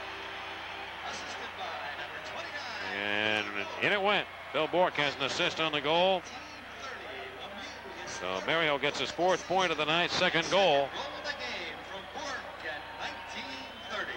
And the Penguins at the moment will have first place in the Patrick division. Of course, the Rangers lead 2-1 in the 3rd against the New York Islanders. Bernie Nichols of Los Angeles has the center ice face-off with 30 seconds left. Quinn against Nichols, and Nichols wins. Back to the Kings line. Dale DeGray defensively for Los Angeles. Here's Steve Caulfield. He's going to go with Ken Baumgartner. Caulfield and Baumgartner back on the ice, and they're going to go. No punches have been thrown as of yet. They haven't thrown a punch. They're just dancing, waiting for an opening. And a left by Baumgartner on Caulfield to begin the fight. They spin each other around.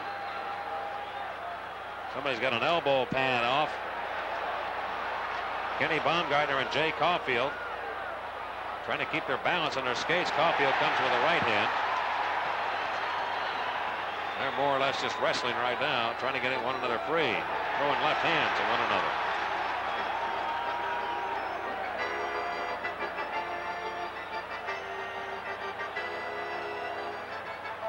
Jay Caulfield of Pittsburgh and Ken Baumgartner, they're skating all the way back around the Los Angeles goal. The linesmen are still letting them go. Here's a left by Baumgartner. And I think the linesman will step in now. And they do. So Jay Caulfield of Pittsburgh and Ken Baumgartner of the Los Angeles Kings go and get the hot water.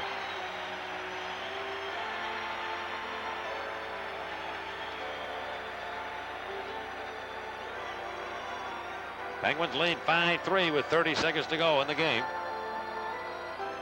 This one, they just dropped the sticks and the gloves and went at it. I mean, they were just, it was premeditated all the way.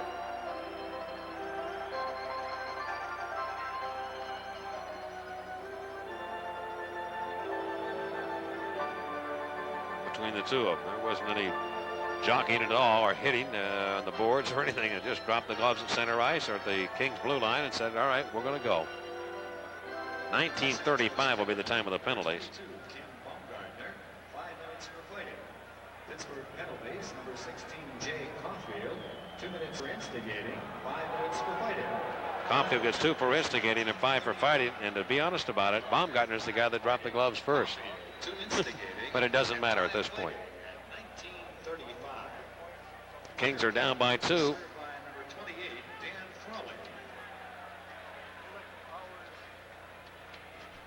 Frawley goes in to serve the minor penalty. Kings have outshot the Penguins 37-25, but they trail by 2, and Barrasso has played well for the Pens in net.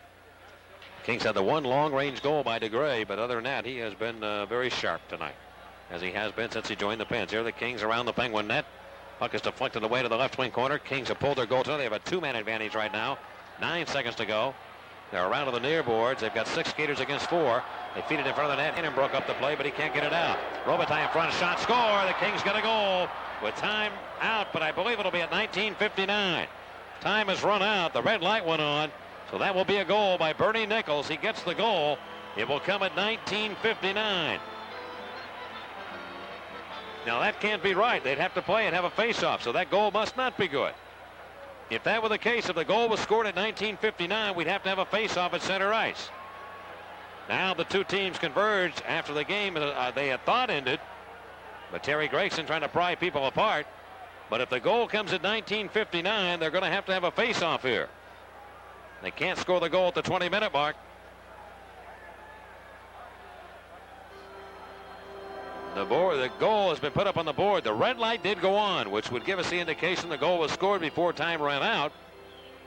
But the goal would be at 19:59 in the net. And it should conceivably have 1 second left in this game for a face-off. Penguins Mario Lemieux leaving the ice. Billy Sheeran also.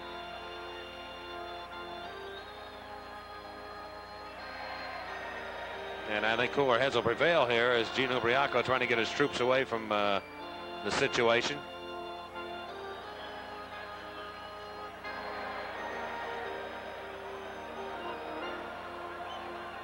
Now John Cullen's in as these two teams finally, I think, will separate and go to the respective locker rooms. Los Angeles goal is 34th of the season, scored by number 9, Bernie Nichols, assisted by number 27, John Tonelli, number 20, Luke Robitaille. Time of the goal, 20 minutes.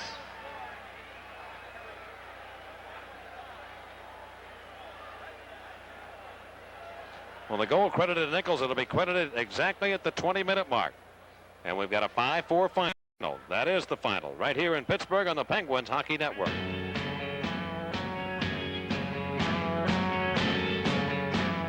The third period scoring, Mario Lemieux with an empty net goal to get the Penguins a 5-3 lead. It turned out to be the game-winning goal because Bernie Nichols scored his 34th of the year. The goal coming in 1959, a power play goal for the Los Angeles Kings. And the Penguins hold on and beat Los Angeles to even the season series at 1 game apiece. Final shots in the third period, 15-5 Kings. But the Penguins are the winners tonight against Los Angeles. Our overtime show is coming up next. We hope you'll stay on board. And the final here again from the Civic Arena, the Penguins 5 and the Los Angeles Kings 4. Well, we welcome you back to the Civic Arena in Pittsburgh, where the Penguins have extended their unbeaten streak here at home to 7 games. Their overall record 13-2-1 here on home ice. And at the moment, the Penguins have first place to themselves. The Pens 2 points ahead of the New York Rangers. We take a look at what happened in this game tonight. The Pens outscored the Kings 4-1 in the second period. The big period for Pittsburgh. Mario Lemieux now with a 4.9, a pair of goals and 2 assists. And the Penguins killed, well, that's not true. They killed 6 King power plays, but they also had a 7th that they had to try and fight off, and they couldn't do it because the Kings got a power play goal with 1 second left. So the Penguins, as I said, are now 17-11-2 with 36 points. And meanwhile, the Los Angeles Kings lose for the first time in this road trip. They are now 20-11-1 with 41. Paul Steigerwald is standing by with a special guest. Let's go down the ladder and join him right now. Thank you very much, Mike. I think we pretty much determined coming into this game tonight that if the Penguins were going to win, they were going to have to play some defense as well as get big goals from the guys you expect to get them from, namely Mario Lemieux. He came through, and they also came through in the defensive category. Tom Barrasso had a big game, and Davey Hannon played extremely well defensively, winning a lot of big faceoffs, particularly in the third period. Dave, I talked to Gino Briacco this afternoon. He said he was going to put you on Gretzky tonight, but Wayne wasn't here, so kind of a different, turn of events for you, but you had to be concentrating hard all day on what your job would be here tonight. Well, until last year playing with Wayne, I always usually faced him in games in our building. When you're in Edmonton or in L.A., they get the last change, so you don't get a chance to face off that much against him. But, I know what he's capable of. He's an excellent hockey player. You just try and shut him down, his angles, and keep the puck away from him and let the wingers carry the puck. And, I guess he had some family problems, and I wish him all the best. He's a great friend and a class individual, and I'm sure he was missed by the Kings tonight. So what do you do when you're faced with the knowledge that he's not there, yet you still have to remain as intense as you would have been had he been on the ice? Well, Gene said before the game, he talked to me and said he probably would put me against Nichols quite a bit, but he thought Mario's line could play against him, which they did most of the night, and they played pretty well against that line. And when we get into matchups, it sort of cuts down on maybe Mario's ice time a little bit because some teams like to double shift, but Mario doesn't need much ice time to do his thing on the ice, and he was going tonight and he played well. Face-off's the key tonight for you, Davey. Talk about what you have to do to win draws in situations and what's going through your head at that point. Well, I think it's took me a while, and I'm still not feeling totally comfortable and consistent every game taking face-offs. I know that it's been a while since I took a lot of draws, probably until my second or third year here in Pittsburgh, and I've played the wing most of the time, but I like to be there now. I like to take the big face-offs, and I've got my timing back, which is a big asset, especially against some guys. You're going to lose face-offs, but the majority of the time you want to make sure the puck doesn't get back to the point, and tonight, I felt pretty comfortable in there. Is there such a thing as being hot on the face-offs? Yeah, you get in grooves. I mean, you get a good feeling for what guys are doing against you, and you just try and make sure that you're doing things consistently. And you're not going to win every face-off, but as I said, you want to tie and not let the puck go back to the point and give them a free shot. Which they had a couple tonight, but we played well defensively as we needed to. Davey Hannon also played a role tonight in the offense towards the end of the second period. A very, very big goal for the Penguins. Davey, tell us how it happened. Well, Merrill had the puck, and I knew Borky was going strong to the net, so I felt, I just trailed the play and just let it go as hard as I could and low, and Borky was right there to tip it, so, it helped us. I mean, anytime you get a goal in the last minute of a period, it gives you a lot of confidence going in the next period. You were down in this game. Kings got the jump on you. It looked a little flat in the first period after they got the lead, but it took you a little while to come back. But penalty killing was the big key tonight, I think, in terms of turning it around. The shorthanded goal, of course, by Mario. Yeah, it's funny. We had a couple of good chances, and I think, when you miss a couple of chances like we did early, if they go in, it gives us momentum, especially here in our building. I know that we've played really strong here this year, and we've had good first periods, but, it was a good test for us tonight. We were down 2-0, and we just kept patient. And one thing I said in the dressing room was we're going to have to be patient and make sure we get the puck deep against this team, and we'll get our chances. And we grinded a couple of goals out, and that was the difference, I think. No question, Davey. You were a difference, too, in terms of face-offs, and I'm sure you were giving them a thing or two with the old yap there of yours, which you're great at. Congratulations on a great game. Thanks very much, Paul. Davey Hannon of the Penguins has been our guest, and we'll return to the Civic Arena in just a moment on the Penguins Hockey Network.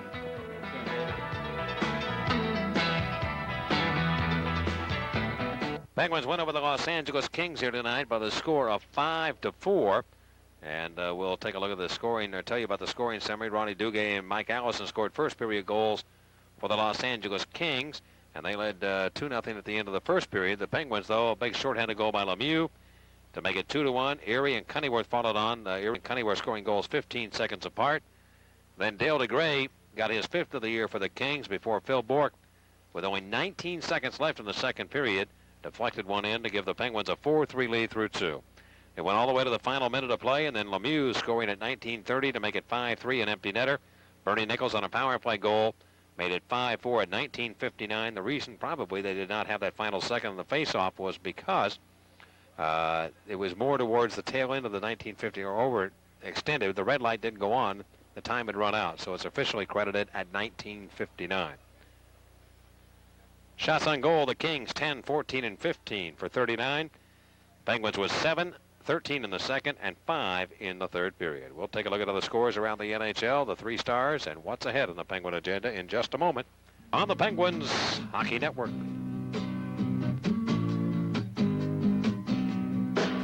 All right, quickly out of town on the U.S. Air scoreboard, the Rangers and Islanders 2-1. That's now in the third, and I believe it is a final score. The Rangers have beaten the Islanders, so the Penguins and Rangers will remain tied, if in fact that is correct, after action tonight. Edmonton has beaten Toronto 8-2. That's a final score there from Toronto. Hartford and Chicago still tied 2-2. Now the Hawks have just gone ahead. Wayne Presley with a go-ahead goal, a shorthanded goal in the second period, 3-2 Chicago. And Buffalo and Winnipeg have played 2 periods, and they are tied at 2 apiece at Winnipeg. The Penguins right now, and they are tied with the New York Rangers with 36 points. Washington with 34, Philly with 30, New Jersey with 27, and the Islanders with 16. And the Penguins and Islanders meet again tomorrow at the Nassau County Coliseum. The 3 stars, Bob Erie, the number 3 star for the Penguins. Mike Allison of the Kings, the number 2 star. Mario Lemieux with a 4-point night, now has 76 points on the year. And he leads Bernie Nichols in the scoring department. Nichols picked up the power play goal late in the game to get on the scoreboard. Tomorrow night, 7:50 on the radio side, 8 o'clock, our broadcast time on TV, as we hope you'll join us for the game at the Nassau County Coliseum. 16,025 viewed this one tonight, a sellout crowd, as the Penguins sell out for the 10th time this season. And the final score, the Penguins 5 and the Los Angeles Kings 4. Now for Paul Steigerwald, this is Mike Lang saying so long. And this is the Penguins Hockey Network.